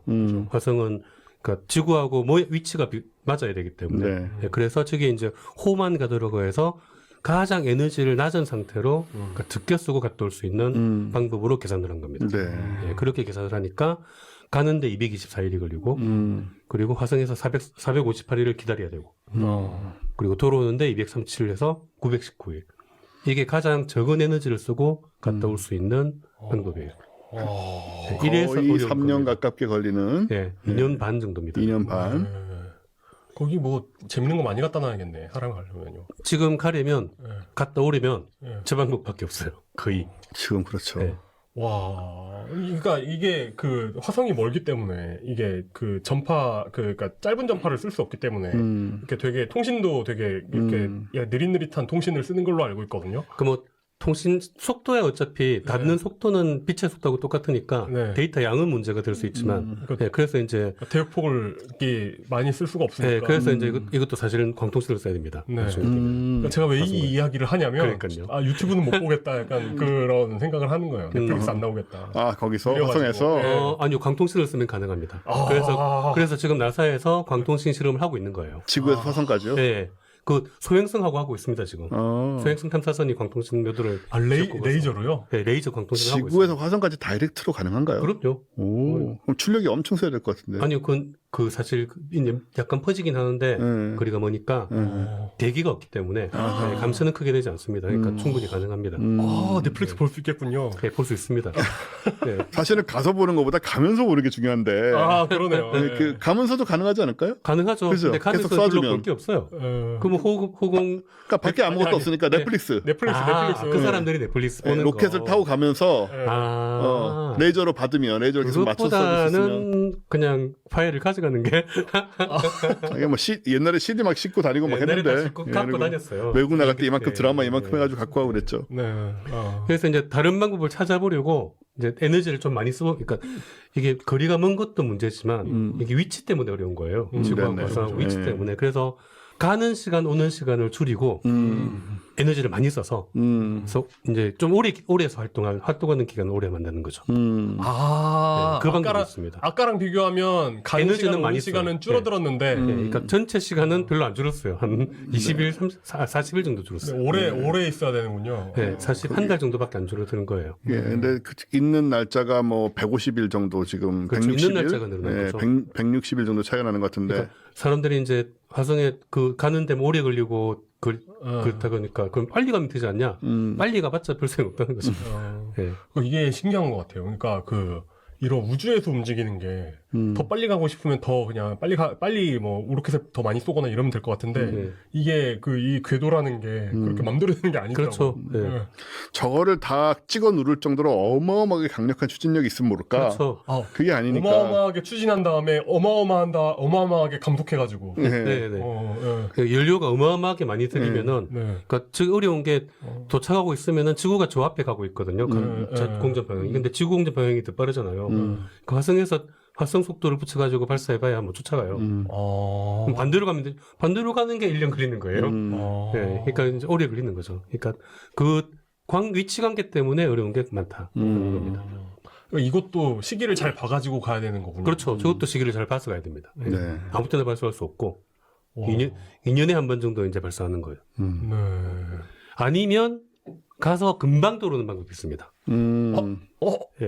비너스 플라이바이, 금성에서 플라이바이? 와. 가서 이제 가자마자 들어오는 거예요. 한 달이네, 한 달. 네. 있는 게. 그러면은 545일이 가능합니다. 점점 억울하다, 저건 좀. 네. 가서 한 달 있다가 들어오는 거죠. 그거죠. 이렇게 가면은 예. 태양 때문에 속도 빨라지거든요. 제가 그거 게임에 봐서. 태양 때문에 빨라지는데, 금성 플라이바이까지 하면은 어마어마한 속도로 튕겨나가서. 네. 네. 그러니까 저거는 사실 금성 위치도 좀 맞춰야 되는 네. 그런 문제가 있습니다. 그러니까 영화 마션에 보면은 그 우주 비행사들 임무가 한 30일 정도거든요. 네. 거기 아마 저런 방법을 쓸 겁니다. 그걸 감안하고 실제로 알아보고 그걸 했을까요? 네. 저건 가는 거는 같고 돌아오는 게 차이가 나네요. 그죠? 돌아오는 길이가 시간이 오래 걸리죠. 그런 거죠. 뭐라고 해야 되나? 무슨 LA 1박 2일 일정 뭐 이런 거 같아요. 그런 느낌이죠, 저. 네. 30일은 넘어야지. 그러니까 어쨌든 그 총합을 했을 때 가장 빨리 갔다 올 수 있는 방법은 저겁니다. 다 합치면. 그러네요. 어쨌든 뭐 1년 반은 걸린다. 아무리 빨리. 뭐 군복무랑 비슷하네요, 이 정도면. 근데 한편으로는 우리가 뭐 LA 1박 2일 얘기는 하지만은 현실에서는 저기에 가서 막 450일이니 619일이 있는 것도 굉장히 힘든 일일 수 있어서 네. 하루라도 줄어드는 게. 하루라도 줄어드는 게 나을 수도 있고 상황에 따라서는. 그렇죠. 그러니까 실제로는 아마 지금 우주 비행사 중에서도 저 기간 동안 우주에 있을 사람은 없어요. 아직. 네. 그러니까 저 기간 동안 사람이 우주에 있으면 어떻게 될지 몰라요. 아직. 그러게 말입니다. 그러네요. 있어본 사람이 없기 때문에. 무슨 뭐 우주정거장에 있는 것도 아니고 아예 저기까지 가 있는 건데. 그렇다고 가다가 아유 뭐가 문제가 있네 해가지고 삑 해가지고 돌아올 수도 없는 거잖아요. 그건 불가능하다고 봐야죠. 네. 그러니까 가는 거는 여전히 쉽지 않다 아직. 네. 그러니까 그래도 어쨌든 이제 그 스타쉽은 가능할 것 같고. 그러니까 사람이 문제인 거지 로켓이 문제는 아니잖아요. 네. 그러니까 사람이 문제예요. 지금은 이제 어려운 게 뭐냐? 기술 문제가 아닙니다 이제. 사람이 이제 가장 큰 문제는 방사선을 해결해야 되고, 방사선과 사람의 심리를 해결해야. 그렇죠. 나머지 보급품 같은 건 이제 문제 없어요. 그 100명을 탈 수 있는 정도이기 때문에 그 보급품을 뭐 하고 연료 이제 재구비하고 하면은 기술적인 문제는 거의 다 해결됐다라고 봐도 문제 그러네요. 없습니다. 사실 제가 무슨 이런 얘기 나올 때마다 늘 이야기하는 게 아폴로 그 가신 분들은 진짜 초인들이거든요. 그 그렇죠. 암스트롱 있잖아요. 한국전 참전했던 거 아세요? 몰랐어요. 네네. 날아가다가 네. 어디 걸려가지고 네. 그러니까 그때 그 초창기 제트기를 모셨대요. 어디 걸려가지고 날개가 한쪽이 잘렸대요. 근데 착륙했대요. 그러니까 사람이 아닙니다. 네. 그들은 네네. 그러니까 무슨 일이 벌어질지 모르니까 그런 괴수들을 보낸 그때 거예요. 뭔가 그 잘린 게 아마 그런 전투기들 이제 덫처럼 네. 산에서 산으로 맞아요. 철선 같은 걸 놨는데 그게 걸렸대요. 포항인가 어디서 거기 네. 걸려가지고 네. 그래서 날개가 잘렸는데 그냥 돌아온 거예요. 한쪽 날개로. 네. 사람입니까 그게? 귀환한 건 아니고 어디 비상 착륙 같은 걸 했다고 네, 알고 있어요. 네. 그런 사람들이니까 그걸 보냈겠죠. 네. 네. 그러니까 그런 사람들이 가는 것이었고 지금 이것도 보니까 약간 그런 그 인류 한 6, 70억 중에 괴수들 뽑아가지고 보내야 될 것 같은데요. 네. 이거 어떻게 가요 저걸? 그 사람들이 노하우를 쌓은 다음에야 보통 사람들이 갈 수 있는 것이고. 네. 그러니까 옛날에는 이제 기술 자체가 문제였는데 이제 일론 머스크가 2029년까지 보내겠다고 했잖아요. 가장 최근에는 2029년이면은 이제 로켓 기술 같은 건 거의 다 완벽하게 된다고 봅니다. 저는. 근데 이거 한 다다음 발사 때는 될 것 같은데. 이미 될 것 같기도 해요. 이제 그 나머지 기간은 사람을 준비시키는 기간일 것 같아요. 네. 그것만 어렵지. 그러니까 이제 화성 갔다 오는 거는 문제 없다. 저는 무슨 인간형 로봇 같은 거 먼저 보낼 것 같은데요, 왠지. 뭐 그럴 수 있죠. 그래서 그 일론 머스크가 지금 로봇도 만들잖아요. 그래서 제가 그거 딱 보자마자 화성에 저거 보내려고 그러나? 네, 이런 생각을 했습니다. 저도요. 네. 네. 전 충분히 가능하다고 봅니다. 네. 그래서 실제로 이제 사람의 문제를 따지려면은 갔다가 지금 일단 처음 가는 사람들은 착륙을 못하고 올 가능성이 커요. 궤도만 돌고. 네, 궤도만 돌고. 근데 이제 그러니까 30일짜리 남았을 것 같아요. 연료를 많이 쓰고. 그러니까 그래서 500m 만에 돌아오는 걸 쓰지 않을까 싶은데 사람이 이제 가려면 중력이 없잖아요. 가는 기간 동안 200며칠 동안 그 기간 동안 중력이 없으면은 칼슘이 없어지거든요. 폐가 약해지거든요. 우주 비행은. 근력은 어떻게 돼요? 그 운동을 하면은 근력은 유지가 되는데 네. 중력이 없으면은 뼈는 무조건 약해진대요. 네, 그러면 방법이 없답니다. 아무리 칼슘제를 먹어도 그 뼈로 안 간대요. 모두가 두려워하는 근손실. 네, 근손실이 아니라 근손실은 운동으로 골손실. 네, 골손실은 운동으로 되는데 골다공증이 되는 거죠. 골다공증. 네. 그래서 이제 이게 영화 마신에 나오는 헤르메스 호거든요. 네. 예, 저 회전을 시켜서 그 중력을 만들어냅니다. 예, 오늘 이제 제가 이 화성 여러 가지 기술을 얘기하려고 하다가 기술은 이미 다 했어요. 네, 다 됐기 때문에 특별한 거 필요 없을 것 같고, 저 회전하는 기술, 회전을 했을 때 어느 정도 회전을 시켜야 중력을 만들 수 있을까? 지구와 동일한. 예, 지구와 동일한 혹은 화성과 동일한. 예, 화성은 3분의 1. 그 화성은 3분의 1이니까 제가 이제 저 영화를 보면서 네. 실제로 저 영화가 저 헤르메스호가 돌아가는 장면이 나오거든요. 그걸 딱 보면서 제가 의문이 드는 거예요. 저 속도가 맞을까? 네, 그래서 계산을 해봤어요. 네. 오. 해봤더니 맞아요. 진짜요? 네, 그 정도는 또 맞춰서 했군요. 그 정도는 맞춰서 하는 거죠. 오. 왜냐? 네. 저 같은 사람은 다 계산합니다. 그거. 오, 저 사람이에요? 저 사람입니까? 그분들이 그 영화 만든 사람들이 그걸 계산 안 하고 만들었을 리가 없어요. 오, 네. 그쵸. 네. 그래서 이 얘기를 하면은 계산이 되게 어려운 것처럼 보이잖아요. 그걸 제가 보여드리겠습니다. 네. 계산이 어렵지 않다. 그래서 또 방정식이 나오는 네. 건가요? 그렇죠. 모처럼 또 한번 제가 이제 모처럼. 방정식을 이거 기억나시나요? 그때 지난번에 했었죠. 지구 네. 탈출 속도 얘기할 때. 네. 그렇죠. 네. 네, 이게 만유인력은 저 공식 다 하시고 네. 구심력은 그냥 모든 원운동은 R분의 MV 제곱이다. 네, 모든 원운동은 R분의 MV 제곱 가지니까 네. 궤도 운동이 되려면은 저거 두 개가 같다. 그죠? 그렇게 그렇죠. 하니까 속도가 루트 R분의 G이 나오더라. 네, 저 속도로 도니까 저기다가 숫자를 다 집어넣으니까 지구 궤도 운동이 초속 7.5. 그랬었죠. 네네. 네, 지구 표면에서는 초속 7.9. 네네. 그 뭐 약간 올라가면 7.5. 네. 네, 그래서 실제 지구 저궤도로 도는 건 다 7.몇, 네, 7.5 초속 7.5 근처다. 네. 예. 하지만 발사해서 궤도로 올라간 물질 역시 지구 중력에 포함되는 것이었기 때문에 그 지구 중력에서 그만큼을 빼야 된다는 이야기를 제가 한 적이 있어요. 네. 네. 정말 큰 거를 보내면 혹시 모르겠네. 근데 제가 알기로는 그만큼은 우주에서 떨어져서 보충이 됩니다. 아, 네. 운석 같은 먼지 같은 걸로 그 정도쯤은 보충이 됩니다. 한 달 크기 정도 뭘 쏘아 보내려면은 네, 그 정도로 쏘아 보내지 않는 이상에는. 네.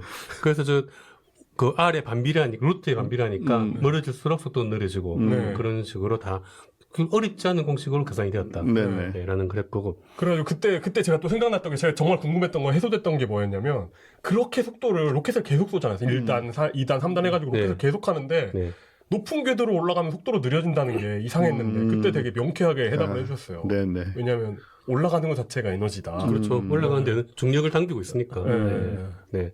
이거 이제 기억이 나시죠? 네네. 바투님도 심지어 네. 한지 몇 달이 지났는데도 저도 네, 기억을 그거 하고 하지 않고 있습니다. 지금 기억을 하시는. 잘 기억은 안 나지만 어쨌든 대충 이런 거였다는 예, 거가 거부감이 안 생기죠. 네, 어디 가서 하라 그러면 못하겠지만 지금 본 거는 또 네. 이해가 되잖아요. 네, 그러니까 네. 이제 다음에 또 보면은 이제 보자마자 이해하시는 거죠. 네. 네. 반복이 중요해요. 반복과 암기가 중요하다. 네. 익숙함이 중요하다. 세뇌야 세뇌 공부는. 네, 익숙함이 중요합니다. 그쪽으로 가시면 훨씬 많이 버실 것 같은데.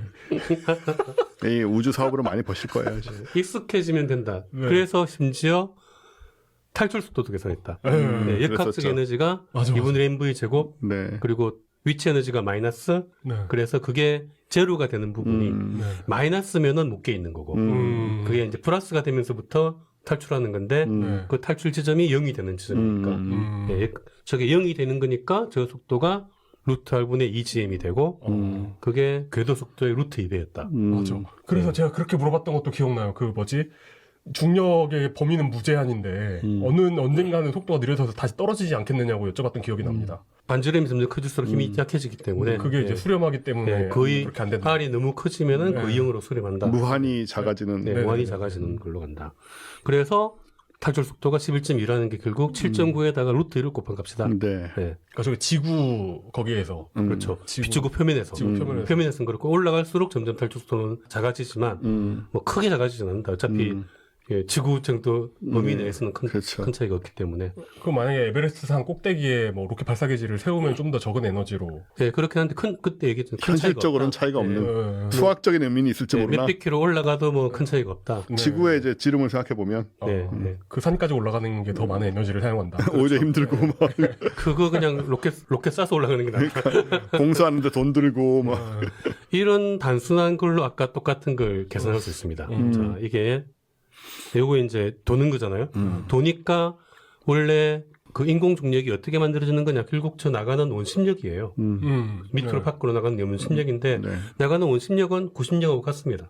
그죠? 그러니까 뭐가 중력이 되느냐?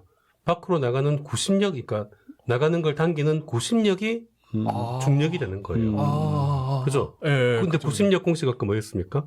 그 R R분의 mv 제곱. V 제곱. R분의 mv 제곱이 모든 원운동의 구심력이잖아요. 네. 그 구심력이 맨 위에 R분의 MV 제곱. 네, R분의 mv 제곱이 ma가 되는 거예요. 네, F는 ma니까. 질량 곱하기 가속도. 네, 질량 곱하기 가속도. 네. 그러면은 저게 운동 방정식이에요. 그렇죠. F는 운동 방정식이고 m 없어지면은 R분의 V 제곱. a가 R분의 v 제곱이 됩니다. 그러면은 R은 반지름이고 V가 속도니까. 그렇죠. 속도가 나오네요. 네. 속도는 t분의 2파이r이라고 그랬죠? 저건 뭔지 기억나시나요? T가 뭐죠? t는 테슬라? 잠만. 그 뭐지? 보통 t는 타임입니다. 예, 예, 예. 2파이r은 파이어는 그거. 원주잖아요. 원주죠. 네. 예. 한 바퀴 도는데 걸리는 시간. 그게 속도잖아요. 그거. 그렇죠. 시간분의 거리잖아요. 시간분의 거리. 속도는 t분의 2파이r이니까 이제 저거 계산하면은 t 제곱분의 4파이 제곱 r이 되는데 저 가속도가 지구가 9.8이니까 지구가 3분의 1이니까 대략 3이 되면 되는 거예요. 화성 중력이. 그러니까 화성 중력이 대략 저 정도예요. 예. 물론 저거보다 조금 큰데 뭐 그렇게 성의 있게 만들어줄 필요 없잖아요. 아, 네. 네, 그렇게 성의 있게 똑같이 만들어줄 필요 없잖아요. 조금 약하게 만들어줘도 그 타실 때 고객님들 타실 때 이렇게 네. 약관에다가 저거 넣어주면 돼요. 네, 중력에 약간의 차이가 있을 수 요 있어요. 우주복 그 기압이 1기압 정확하게 안 만들어져요. 네, 그거 그 비행기도 그래요. 맞죠. 그렇죠. 비행기 탈 때 1기압 맞아요. 비행기 탈 때도 약간 기압이 네. 다르죠. 네, 그러니까 뭐 그렇게까지 편의를 봐줄 필요 없으니까 3 정도만 만들어주면 충분하다. 그러면은 R하고 T하고 관계식이 있으니까 그 제가 그 헤르메스호가 대략 우주 정거장이랑 비슷한 크기잖아요. 네. 우주 정거장이 대략 100m거든요. 그렇죠. 그러니까 반지름을 50으로 계산을 하면, 예, 반지름 50으로 계산을 하면은 T 제곱에 저걸 딱 계산을 하면은 T가 26초가 나옵니다. 26초에 한 바퀴 네. 도는 정도. 26초에 한 바퀴 정도로 돌리면은 화성의 화성 중력이 중력이 나온다. 만들어지는 거예요. 와. 간단하잖아요. 그렇게 느리진 않습니다. 그죠? 예, 그렇게 느리진 않아요. 예. 근데 영화에서 딱 봤을 때 요런 정도는 속도로 돌거든요. 예, 그걸 대략 재보면은 20몇 초 딱 나옵니다. 그러니까 그런 걸 뭐 계산했다 그러면은 와, 뭐 대단한 걸 계산해가지고 어떻게 저런 걸 하지 그러는데 그렇지 않다. 예, 아주 간단하다. 그냥 그 영화 제작자들이 감독이 성의만 있으면 할 수 있는. 네. 그러니까 이게 되게 복잡해 보이는데 생각해 보니까 이게 그냥 속도 구하는 건 그냥 거리 나누기 그러네. 시간인데 지금 아무리 문과라도 다 아는 개념들이 들어가 있는 거예요, 지금. 맞아요. 근데 이게 원운동 하니까 원운동 하는 것에 거리를 측정하려면 파이가 필요하고 네, 그러다 그런 보니까 거죠. 파이 들어가고 네. 그러니까 이게 그게 R이고 뭐 이런 식으로 하니까 이해가 되네요. 이 파이알이 원주라는 거는 웬만하면 기억하잖아요. 그렇죠. 저거는 그죠. 기억하죠. 어디서- 저거는 그러니까 기억하죠. 그리고 한 바퀴 도는 게 주기니까 한 바퀴 도는데 걸리는 시간 그게 속도잖아요. 그래서 구심력을 구하는 것도 96 공식이 R분의 MV 제곱이다라는 것만 알면은 알 수 있는 아주 쉬운 결과로 26초로 돌리면 됩니다. 네. 지구 정력으로 만들려면은 저게 이제 9.8이면 되는 거잖아요. 그렇죠. 3 대신에. 네네. 네, 그럼 3배 정도 빨라져야 되네요. 아, 그건 아니에요. 루트가 들어가요. 루트가 들어가기 때문에. 예. 그래서 그건 14초입니다. 14초. 그렇구나. 14초로 돌리면은 지구 정력이 나옵니다. 한 20초 정도로만 대충 해주면은 그냥 네, 조 사이 정도로만 해주면 20초 정도로만 해주면은 지구와 화성 사이 중력으로 이쪽과 저쪽에서 적응하기에 크게 어렵지 않다. 네, 네네네. 그렇게 가능하다. 그러면 이제 운동량을 높이고 싶으면 그 덤벨을 더하는 것보다 그 회전수를 빠르게 하면 운동이 더 되고 뭐 네. 약간 예. 어렵지 않은 걸로 가능하다. 네, 그리고 이제 조금만 더 제가 응용을 들어가 봤어요. 그래서 네. 약간 가속도가 이제 R보다 V 제곱이었잖아요. 그죠? 네, 그러니까 저 속도는 아까 T분의 2파이R이었잖아요. 네. 그러니까 저기서 T분의 2파이가 이제 2파이라는 건 각도로 따지면 360도잖아요. 그러니까 주기 동안에 한 바퀴를 돌기 때문에 저걸 각속도라고 부릅니다. 네, 각속도라고 부르고 오메가로 표시를 합니다. 그러니까 V는 R 곱하기 오메가가 되는 거예요. 네. 오메가. 그러니까 결국 각속도. 요렇게 아까 이제 요 헤르메스호는 요렇게 돌잖아요. 예. 각속도가 다 똑같아요. 네. 그죠? 요 막대 안에서. 네. 막대의 그래서- 각각은 속도는 달라요. 네네. 그러니까 안쪽은 천천히 돌고 바깥쪽은 빨리 도니까 속도는 다르지만 같은 시간에 같은 각도를 돌아가잖아요. 예. 똑같은 시간에 한 바퀴를 돌잖아요. 그러니까 이거는 각속도가 똑같은 거예요. 그러니까 여기에 질량이 더해지면 각 운동량 이런 게 되는 거예요. 그렇죠. 그렇죠. 왜냐면 그 중성자별 얘기 뭐 이런 거 할 때 그러니까 그래서 R 오메가에 그 질량을 붙이면은 각 운동량이 됩니다. V에 질량을 붙이면은 그러니까 오메가의 질량을 붙이면은 각 운동량이 되는 거죠. 그러니까 이 얘기를 제가 어디서 들어가지고 각 운동량 얘기를 했냐면 그 중성자별 할 때 전체 이 항성이 원래 자전을 하잖아요. 이 자전을 하는데 굉장히 이게 중성자별이 되면서 줄어들지만 이 전체 각 운동량은 보존이 된다는 거예요. 근데 각 운동량이 보존되려면 빨리 돌아야 되니까 중성자별이 엄청 빠르게 돈다는. 반지름이 작아지면 예. 질량은 유지가 되고 있는 상태고. 그러니까 각 운동량이 유지가 그러니까. 되니까 이제 빠르게 돌아야 그 에너지가 유지된다는. 예. 그러면은 가속도가 현재 R분의 V 제곱이 R 오메가 제곱이 되죠, 그죠? 네. V 대신 R 오메가가 넣는 거니까. 네. 네, 그러면은 R이 A가 R 오메가 제곱인데 저 막대는 오메가가 일정하잖아요, 그냥. 그죠? 네, 그 각속도가 같으니까 결국 중력은 거리에 비례합니다. 그죠? 중력이 거리에 비례합니다. 네. 그래서 이제 생기는 인공 중력이. 그러니까 이 그림에서 다시 보면은 아까 화성적이게 만들어지는 거는 맨 끝 부분이에요. 끝 부분이고 반지름 안으로 들어가면은 반지름이 줄어들죠. 그럼 점점 중력이 줄어드는 거예요. 네네네. 그래서 가운데로 가면 0이 되는 거죠. 그러니까 이동이 왔다 갔다 가능해요. 네. 그럼 저걸 잘 만들어 놓으면 저 안에서 지구 중력, 화성 중력 다 구현할 수 있고 그렇죠. 그 어디로 가고 언제 내리냐의 상황에 따라서 맞춰서 적응할 수 있겠네요. 가운데 부분에 있으면은 무중력이 되고 네네. 저쪽으로 가면 그래서 그 마션 영화를 보면은 돌아다녀요. 이게 저기 여기 있던 사람이 절로 가고 해야 되잖아요. 그저 관을 통해서 다니거든요. 그러니까 다니면은 위로 올라갈 때는 사다리처럼 올라가요. 내려갈 때는 자연스럽게 막대를 잡고 내려갑니다. 네. 아, 그러니까 소방서처럼 이렇게. 네. 그러니까 중력이 가운데로 갈수록 점점 약해지고 밖으로 갈수록 점점 세져서 끝이 최대가 되는. 좀 이제 거동이 불편하시거나 이런 분들은 이제 고층에 사시고 건강하고 약간 운동 효율 높이고 싶으신 분들은 저층에 사시고 네, 그럼 되겠네요. 네. 그래서 저 안에서 네. 무중력부터 중력까지 다 구현이 그러게요. 가능하다. 근데 진짜로 실용적인 부분이 있을 것 같아요. 지구 올 때는 지구 와서 내려서 적응해야 되니까 점점 중력이 강한 쪽으로 이동하면서 네. 몇백일 동안 이동하면서 적응을 하고 네. 반대로 화성 갈 때는 이제 화성 중력 쪽으로 움직이면서 몇백일 동안 적응을 하면 몸이 맞춰지는 상태가 네. 되겠네요. 굉장히 저건 효과적인. 네. 특히 근데 저걸 잘 구현하려면 좀 넓어야겠네요. 네. 그렇죠. 근데 스타쉽은 또 저렇진 않으니까. 네. 근데 네. 저 영화를 기억하기로는 우주선이 있고 이 가운데 회전 모듈만 돌아가는 걸로 기억을 하거든요. 근데 제가 예전부터 가지고 있던 궁금한 건 우주이니까 마찰이 거의 없으니까 네. 우주선 전체를 돌게 해놓고 네. 그러니까 우주선이 전체가 같이 돌아가면 이렇게 어떤 이걸 돌리는 데 에너지를 쓰지 않아도 되잖아요. 이게 더 효율적이지 않을까요? 근데 아마 저것도 저렇게 돌리는 것도 계속 쓰진 않을 거예요. 마찰을 최소한 줄여가지고 아. 한번 돌려놓으면 네. 예, 뭐 계속해서 힘으로 돌리는 그렇게 할 필요는 없게 잘 설계를 해야죠. 아, 네네. 이게 지상이면은 계속 돌려야 되겠지만 이 공중 무중력으로 떠 있는 거니까 한번 돌려놓으면 이게 굳이 마찰만 줄이면은 설 이유는 없거든요. 뭐 관성에 의해서 계속 네, 돌아가는. 관성으로 계속 돌릴 수 있기 때문에 네. 다 돌리는 거는 좀 위험 부담이 있죠, 그래도. 그죠. 그 로켓 돌리는. 부분까지 돌아야 되니까 네. 그 조금 통째로 불안함이 네. 있죠. 위험 부담이 있죠. 이게 태양판도 전지판도 계속 태양을 향해야 되고 뭐 그런 게 있기 때문에. 어차피 어느 부분인가는 구동이 돼야 되는 네. 거고. 근데 뭐 저거는 당장 못 만들어요. 예전에 다큐에서 그런 거 본 적 있어요. 그러니까 저런 걸 만들면 좋은데 현실적이지 않다. 너무 비용이나 네. 현실적이지 않다 해가지고 네. 막대형 우주선을 연구하는 분이 TV에서 봤나? 여기서 언급을 했나? 그러니까 막대형인 거예요. 그 우주선이. 그래서 막대기가 돌아가고 사람은 이 끝에만 살아요. 막대기가 이렇게. 예, 막대기가 돌아가는 거예요. 예. 그런 것도 생각을 하는 것 같아요. 제 생각에는 예. 그냥 로봇 입고 나가는 게 낫지 않을까?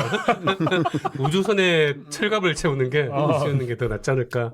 우주복에. 네네. 우주복에 어차피 우주복 입고 나가야 되는데. 그냥 무겁게 해가지고 네, 그러니까 그냥 내 힘으로 중력을 붙이는 게 아니고 네, 거기에 이제 하는 게 그러니까 일종의 그 외골격 로봇 같은 걸 그렇죠. 입고 이걸 로봇을 입고 나가는 게 더 네네. 현실적이지 않을까 생각을 합니다. 네, 저거 돌리는 것보다는 쌀 거예요. 네.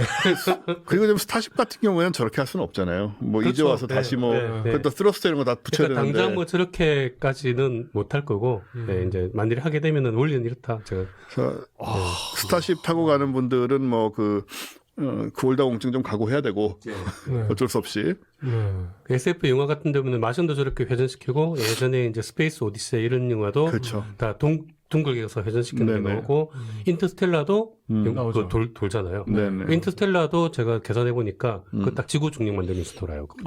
네, 그 정도. 인디어로서 예. 예. 네. 그러니까 그런 거 다 이제 앞으로 보시면 앞으로 자주 올 테니까 보시면은 이제 계산도 할 수 있다. 네, 한번 그러게. 해보시라 이겁니다. 아주 상대성 이론 들어가고 뭐 이런 어려운 계산이 아니다 아직. 이런 정도의 네. 우주에서의 기술 이런 거는 뉴턴 역학으로 충분히 다 가능한 수준이다. 네. 라고 생각하시면 되겠습니다. 유튜브 쇼츠 이런 건 이제 레이저로 그 통신이 되고 네. 그리고 이제 뭐 운동도 하면 되고 네. 좋네요. 예. 근데 그 골다공증만큼은 조금 네. 저게 일단 그 회전하는 저런 장치들이 다 동작을 해야 되는 상황이라 시간이 좀 걸릴 수 있고 네. 또 이런 얘기를 들으니까 굳이 인간이 가야 되나? 인간보다 똑똑한 로봇도 많은데 막 이런 생각. 근데 인간이 가고 싶으니까요. 그렇죠. 그게 문제인 거죠. 네. 뭐. 네. 그 사실은 뭐 그런 얘기들도 뭐 소설 같은 데 나오지만은 로봇하고 그냥 통신 연결해가지고 내가 마치 그 로봇 인 것처럼 네. 가서 시각이나 이런 것들 다 연결할 수는 있으니까 약간 뭐 딜레이는 있을지 몰라도 뭐 기본적으로 그 빛의 속도 한계가 있으니까 네. 근데 그거를 이제 그 우리 1인칭 게임이나 VR 하듯이 이렇게 하면은 마치 내가 간 것처럼 움직이고 사실 이런 것도 가능하거든요 얼마든지 그럴 내가 것 안 같아요. 가도 마치 내가 그 위를 걷는 것처럼 이제 실감을 느낄 수 있는 가능한데 그럼에도 불구하고 사람은 가고 싶은 거니까 근데 사실 또 이제 말 그대로 딜레이가 너무 길어서 그 딜레이 문제가 있는 계획하기 쉽지 거죠. 않을 거예요. 네. 특히 이제 갑작스러운 뭐가 생겼을 때 뭐 넘어지고 어쩌고 하는 이런 문제들은 아니 화성은 해결이 안 일단 되고. 아무리 가까워도 5분이에요. 그렇죠. 네. 5분이죠. 달하고는 다르니까. 네. 그러니까 미리 이제 로봇이 스캔을 해놓게 한 다음에 그 지역에서 그거 VR로 봐야 돼요. 그냥. VR로 네. 마음대로 옮겨 다닐 수 있게 하거나 그냥 가는 게 더 낫겠네요. 그러니까 가지 않고는 현장 경험을 할 수가 없습니다. 네, 한계가 있죠. 네. 그래서 위험함에도 불구하고 가려는 것이고 저런 여러 가지 그 근손실 뭐 골다공증에도 불구하고 가려는 것이고 그런 문제를 또 해결을 하려는 것이고 그러니까 이제 앞으로는 기술적인 문제보다 사람에 대한 문제가 정말요. 더 크다. 이제 화성 가리면. 파토님은 만약에 가라고 하면 가시겠어요? 왕복 그 최단 기간 500일 정도로? 저는 제가 갖고 놀 것만 잘 챙겨주면요. 일단은 저는 저런 여행에서는 정말 개인용 VR기가 되게 중요할 것 같아요. 그러니까 좁은 공간에 있는 느낌을 조금이라도 지우고 뭐 들판이라도 좀 보고 그리고 요즘 VR 같은 경우는 뭐 게임 같은 거 연동이 많이 돼 있으니까 뛰어다니는 게임 요즘 저 뛰어다니는 그런 매트 같은 것도 잘 나오거든요. 네. 뛰어다니는 게임 하면 운동도 되고 네. 그리고 좁은 공간의 느낌을 훨씬 줄일 수 있고 산도 보고 들도 보고. 지구에서는 운동 안 하시면서 우주 가서는 하시려고. 아니 저기서는 안 하면 죽으니까 안 하면 심각하잖아요. 운동을 안 하면 뭐 골다공증에다가 근손실에다가 뭐 그러니까 안 할 수가 없으니까 그런 것들이 좀 필요할 것 같고. 사실은 그거는 되게 효과적으로 많이 쓰일 수 있을 것 같아요. 저는 긴 우주 여행에서는 재미없는 운동이 아니라 운동을 재미있게 하는. 예 재미있게 운동을 하고 그런 것도 개발해야 될 거예요. 예, 사실 지금 많이 돼 있어요. 그래서 저걸 정말 간다고 하면은 VR은 어쨌든 그 기본적으로 내가 좁은 공간에서 이렇게 갇혀 있다는 느낌을 많이 해결을 해주기 때문에 좀 필요할 아마 것 이제 같아요. 진짜 말 그대로 이제 화성에 사람이 가려면은 저 로켓 만들고 이런 건 이미 다 될 것 같고 그런 걸 개발하는 게 그런 것들. 오히려 더 네. 중요할 수도 있어요. 그러니까 그런 부분들이 이제 토군을 위한 도시락 이걸 준비했어. 받는다. 뭐 제가 거절한다. 보기에는 뭐 이런 거. 카토님이 혼자 가셨을 때 뭘 하면 좋을까를 잘 아이디어를 내서 네. 네. 그걸 어떻게 뭔가를 만들어내면은 맞습니다. 웬만큼 뭐 심약하고 뭐 건강도 안 좋고 웬만큼 막 그런 사람들도 다 갈 수 있다. 그러니까 네, 예, 그런 기준이 되는 거죠, 제가. 어. 네가 할 수 있다면 다 할 수 있다. 네. 그런 부분이니까 저는 그런 생각을 많이 하는 거예요. 저기를 가면서 뭐 그러니까 방사능 이런 거는 당연한 얘기고 네. 개인적으로 느끼는 고립감도 있고 그다음에 사람들 관계 속에서 생기는 문제 같은 게 있잖아요. 그렇죠. 제 생각에는 지금 짧은 생각으로는 저 내에서 뭐 10명이 갈 수 있고 20명이 갈 수도 있고 뭐 그럴 텐데 혹은 뭐 좀 적게 갈 수도 있고 어쨌든 간에 관계는 오히려 최소화하는 게 좋을 것 같다. 너무 많이 이것저것 같이 하게 만들면은 결국은 문제가 생길 것 같아요. 물론 뭐 아이에 고립돼서도 안 되지만 그런 관계의 문제, 역할 분담의 문제 같은 것도 굉장히 연구를 많이 해야 되고 그다음에 내가 혼자 있을 때 혼자 있는 그 고립감을 줄일 수 있는 어떤 그 엔터테인먼트적인 부분도 많이 고려를 해야 되고 네. 그래서 심리적인 부담을 정말 줄이는 게 진짜 중요할 것 같거든요. 저 속에서 싸움 나 보세요, 진짜로. 그러니까요. 중간쯤 가다가 싸움 나가지고 내부에서 뭐 서로 죽이기 시작을 하고 막 충분히 가능한 일이거든요. 그럼 진짜 대책이 없는 거기 때문에 뭐 누가 가서 해결할 거예요, 어떡할 거예요, 그걸. 그죠. 저런 데서 그 소설 나오면 진짜 재밌겠다. 소설 얼마든지 나올 수 있죠. 그게 마션입니다. 예, 그거 있잖아요. 그거 무슨 싸움 나는 거. 그 오리엔탈 특급 뭐 이런 그 살인 사건. 살인 사건 이런 거 모두 너무 뭐 훈련된 그 멘탈도 탄탄한 사람들인데 갑자기 막 사건이 터져. 야, 근데 막 거기에 사실은 저게 1년씩 막 가고 하다 보면 무슨 일이든 일어날 수 있고요. 그렇죠. 그다음에 화성에 도착한 상태에서 이미 살고 죽은 사람들이 생겨나 있고, 가능하죠. 예, 그 화성에 먼저 도착한 사람들이 그 속에서 자기네들이 그 한 일들을 숨기거나 하기 위해서 딱 버티고 있는 거예요. 그러면은 그 다음에 화성 가는 다음 팀부터 다 위험해요. 심지어는 그런 것까지도 걱정해야 될지 모른다는 거니까 그렇죠. 심리적인 부분들 되게 중요한 거죠. 막 저기서 범인은 이 안에 있어 하면 뭔 소리야, 당연하지. 정말 극단적인 밀실이니까. 예. 그걸 누가 몰라 지금. 그러니까 밀실 살인도 저런 밀실 살인이 없죠. 가장 쓸데없는 소리 거기서. 예. 아 근데 그런 생각이 드네요. 그 달에 갔을 때도 해군 조종사들이 아주 중요한 역할을 하지 않았습니까? 이것도 약간 해군 잠수함 승조원 출신들 이런 분들이 잠수함. 약간 좀 괜찮지 않을까요? 좀 준비가 돼 있으니까 잠수함 이미 한 승조원들. 잠수함 한 15년 탔다 내가. 그렇죠. 뭐 한 번 나가면 뭐 2달이고 뭐 이런 사람들. 예. 그리고 뭐 한번 햇빛도 한번 못 보고 내가 원자력 잠수함 뭐 승조원이고 우리 임무가 물 속에서 이제 핵전쟁 나기만 기다리는 게 내 임무였어. 근데 그런 것보다는 오히려 어디라도 가고 있는 느낌 나니까 좀 낫지 않을까? 그리고 뭐 공격받을 위험 없고. 그렇죠. 뭐 내가 핵폭탄을 가진 것도 아니고 지금. 그리고 공간도 오히려 좀 넓을 수 있고 VR도 주고 하면 이게 훨씬 낫네 이러면서 네. 뭐 아유. 이제 껌이네 뭐 이럴 수도 있고. 아유 잠수함 살 때 야 너네 잠수함 안 타봤으면 말을 하지 말라고. 막. 그리고 잠수함에서는 이제 굉장히 조용히 해야 되고 그렇죠. 뭐 이런 위험성들 공격받을 위험성이 있는데 저건 그런 것도 없고. 그러니까 막 소나 왜 듣다가 소리 막 시끄러가지고 막 떼고 이런 거 잠수함 영화에 되게 많이 나오잖아요. 네네네. 그런 식의 긴장감도 없으니까 그냥 껌이라고 생각할 수도 있겠어요. 야 그거는. 여기 기뢰가 있냐? 그러니까. 강호가 있냐? 그러니까. 이런 데가 없어 이러면서. 맞아. 해저에서는 창밖에 봐도 아무것도 안 보이는데 저거 창밖에 보면 어쨌든 별도 보이고 머리 그렇죠, 지구도 그렇죠. 있고 뭐. 해도 떠 있고. 네, 그러니까 잠수함 승조원이 답이네요. 그러네요. 네, 진짜. 생각 못해요. 제일 가까운 사람들이에요. 저기에. 네. 네. 그러니까 약간 그런 게 있는데 여기 보낼 때도 막 이렇게 약간 어느 인종, 어느 성별 이런 걸 막 생각할 수 있을 것 같은데 물론 이제 그런 것도 감안해야 되지만 그런 게 좀 진짜 약간 군인들 보내는 게 맞을 수도 있겠네요. 여자 잠수함. 군인들도 잠수 많이 타고 네, 잠수함 인종별로 승조원. 여럿이니까. 다른 무슨 군인보다도 잠수함 승조원이 맞는 잠수함. 것 같고. 네. 근데 우리가 이 생각을 하면 저 사람들이 안 하고 있을 리가 없죠. 맞다. 당연히 하고 있겠죠 지금. 네. 근데 그것도 우리가 생각 못하는 어떤 또 단점도 있을 것이고 그런 거까지 다 감안을 하겠죠. 네. 여하튼 네, 화성 탐사 우주인을 선발할 때는 달 탐사 쪽하고는 아마 다를 거예요. 그러게 골라야 될 말입니다. 것 같아요. 기준. 다른 그 장점들이 또 네. 필요하고. 굉장히 많은 게 필요할 거예요. 네. 어쨌든 뭐 저는 안 되고 네. 저는 뭐 모든 면에서 자격 미달이고 나중에 이 모든 게 다 편해졌을 때 네. 그때까지 살아 있다면 네. 어쩌면 갈지도 모르겠지만 모든 게 그러니까 타고 가는 게 편해지거나 아니면 내가 영원히 편안해지거나 이런 건데. 네. 관에 실려서 나는 화성에서 묻히겠다 굳이 화성에 아, 예. 뼈가루라도 묻히겠다라는 생각으로 갈 수도 있고요. 삼국지에 막 일기토 할 때 관짝 막 끌고 예, 나오는 관 그런 끌고 것처럼. 나와서. 관에 실려서 가는 거죠 이제. 네, 아무튼 뭐 제가 가고 안 가고를 떠나서 이제 목전에 정말 다가왔다. 화성에 가는 것이. 네, 이게 진짜 좀 고민될 것 같긴 해요. 네. 예.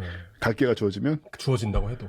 일단은 굉장히 오랫동안 우리가 걱정할 필요는 없을 것 같아요. 예. 그걸 벌써 걱정하는 건 말이 안 되는 네, 거고. 나중에 언젠가 정말 그런 기회가 왔을 때 한번 생각을 해보면 똑똑한 작가님들, 저런 데서 나는 밀실살인 이런 것 좀 한번 좀 해주십시오. 재밌을 것 같습니다. 근데 정말 기발한 발상으로 재밌는 얘기를 만들어낼 수 있겠다. 네. 예.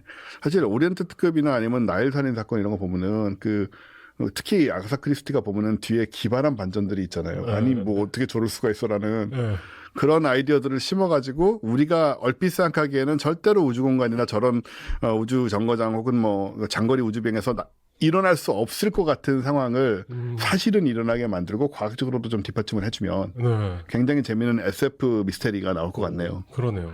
예. 예, 한번 상상을 해볼게요. 저도 나름대로 또 뭐 픽션을 쓰는 사람이니까 뭐가 나올 수 있나. 네, 몰래 범인이 탔다 이런 건 좀 그러면 안 돼. 미랑자 이래가지고 나중에 알고 보니 우리 중에 범인 아니었고 네. 그건 밀실이 아니었고. 그거 최악이죠 그게. 네. 아니면 꿈이었다 뭐 이런 거.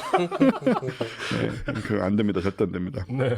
이렇게 오늘은 사실 이용 기자가 얘기한 것도 좀 복잡하긴 했고 특히 처음 보는 분들한테는 또 K 박사님 얘기는 복잡하진 않지만 또 오랜만에 방정식을 가지고 오시는 바람에 네. 어떤 그 일부 분들은 약간 알러지 반응을 일으켰을 수도 있으나 생각해 보시면 우리가 다 했던 겁니다. 네. 저조차도 지금 심한 알러지 반응 없이 받아들일 수 있었으니까 예.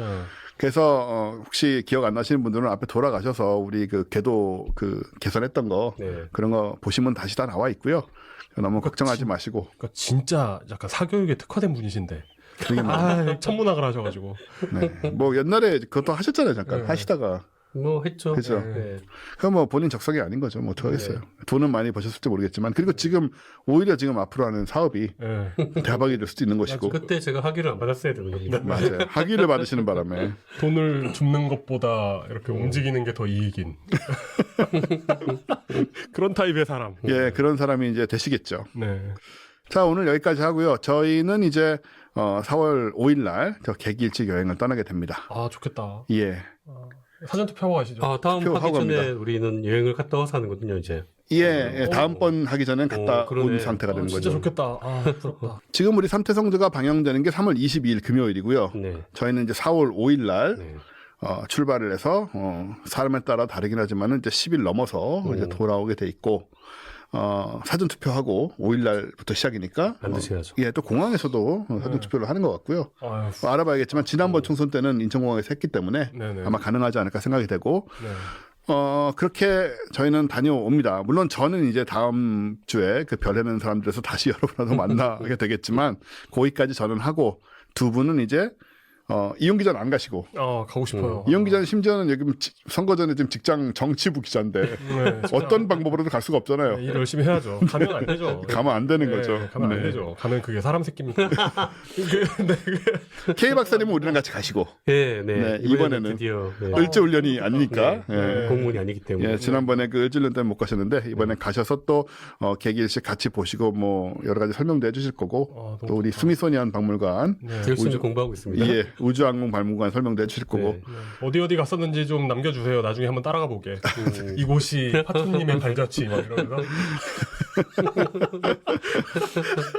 이제 무슨 의미인지 모르겠습니다만은 네네네네. 그게 예, 그렇게 저희는 갔다 오고 그래서 이제 두 분은 그 이후에 또 뵙는 것이 될 것 같고요. 저희는 지금 생각은 제가 가능하다면 미국에서 뭐 유튜브 라이브를 해볼까요? 이건 근데 제대로 각 잡고 하는 건 아니고 그냥 제가 다니면서 네. 여러분 저 여기 왔어요 이러면서 좀 짧게라도 파토로그. 오, 예, 뭐 그런 식으로 할 수 있는 네, 거니까요, 그죠? 재밌겠네요. 예, 가지고 다니면서 무슨 분들 인터뷰도 한번 하시고. 예, 그런 식으로 네. 짧게 그냥 형식 안 갖추고 재밌겠다. 예, 그렇게 해서 우리가 정말 여기 와서 뭘 하고 있는지 정도를 짧게 네. 보여주는 그런 정도는 유튜브 라이브가 가능하다라는 생각이 들어서 해보려고 합니다. 거기다 댓글이나 남겨야지. 네. 그래서 나 없으니 재밌냐? 뭐 이런 거. 네. 그렇습니다. 확 유성이나 떨어져라 막 이런. 우리가 문제가 아니고 스미소니안이나 개기일식 때 떨어지면 정말 많은 사람들이 큰 피해를 입게 돼요. 피해가 문제가 아니라 그게 뭐 큰 피해만 없이 적당한 거기서 떨어지면 또 그거만한 게 없지 않습니까? 또 유튜브 각입니다, 아주 그냥. 아, 그런가요? 네. 유튜브 이렇게 찍다가 왜 이쪽으로 오냐 지식 끊겨버리고도 아마 네 그런 일이 생기면 안 되겠지만 어쨌든 이런 계획이 있다는 거 지금 저희는 이제 120명 가까이 가는 게 됐고 네. 예, 굉장히 뭐 재밌는 시간이 될 것 같다는 얘기 드리겠습니다. 네. 그럼 저희는 여기서 마치는 걸로 하고 다음 달에 갔다 와서 다시 우리 삼태성주는 만나는 걸로 하고 그때는 아마 진짜 반도체를 한번 시작을 해볼까라는 네, 생각이 좀 드네요. 네. 하지만 이용 기자 또 2부 또 해야 되고 네. 예. 그때 그거 간단하게 하죠 뭐. 네, 뭐 어떻게 될지 상황을 좀 봐야 될 것 같고요. 네. 네, 여러분 저는 이제 별에는 사람들 다시 만나 뵙는 걸로 4월 첫째 주에 네. 예, 하는 걸로 하고 이제 날씨가 많이 따뜻해져서 네. 예, 이제 좀 살만 하더라고요. 오늘 덥더라고요. 예, 다닐만 하고. 반팔 입고 계시네요. 그러잖아. 그러게요. 반팔까지는 아닌데. 이거는 젊음의 팩이죠. 네. 이거는 추워서 이거는 바람 들어서 안 돼 이제. 전 아직 겨울과 복장이 크게 다르지 않습니다. 아, 예, 저도 마찬가지입니다. 이건 손목도 너무 추운데 아직은. 좋아. 하지만 얼마 안 남았어. 우리 10년간 같이 늙어가지 않았어요 여기서? 아, 그럼요. 네. 그렇네요, 진짜. 네. 이대로 그 염라대왕 앞까지 쭉 같이. 염라대왕. 염라대왕 앞에서 딴 얘기는 못해도 우리가 과학하고 앉아있는 여태까지 했노라. 네. 그 말은 할 수 있지 않을까. 대왕님은 뭘 하셨습니까? 지금까지. 대왕님은 뭐 남들 벌 주는 거 말고 한 게 뭐요? 네. 네, 이렇게 얘기할 수 있겠죠. 네. 네, 마치는 걸로 하겠습니다. 두 분 수고 많이 하셨습니다. 네, 감사합니다. 과학하고 앉아있네.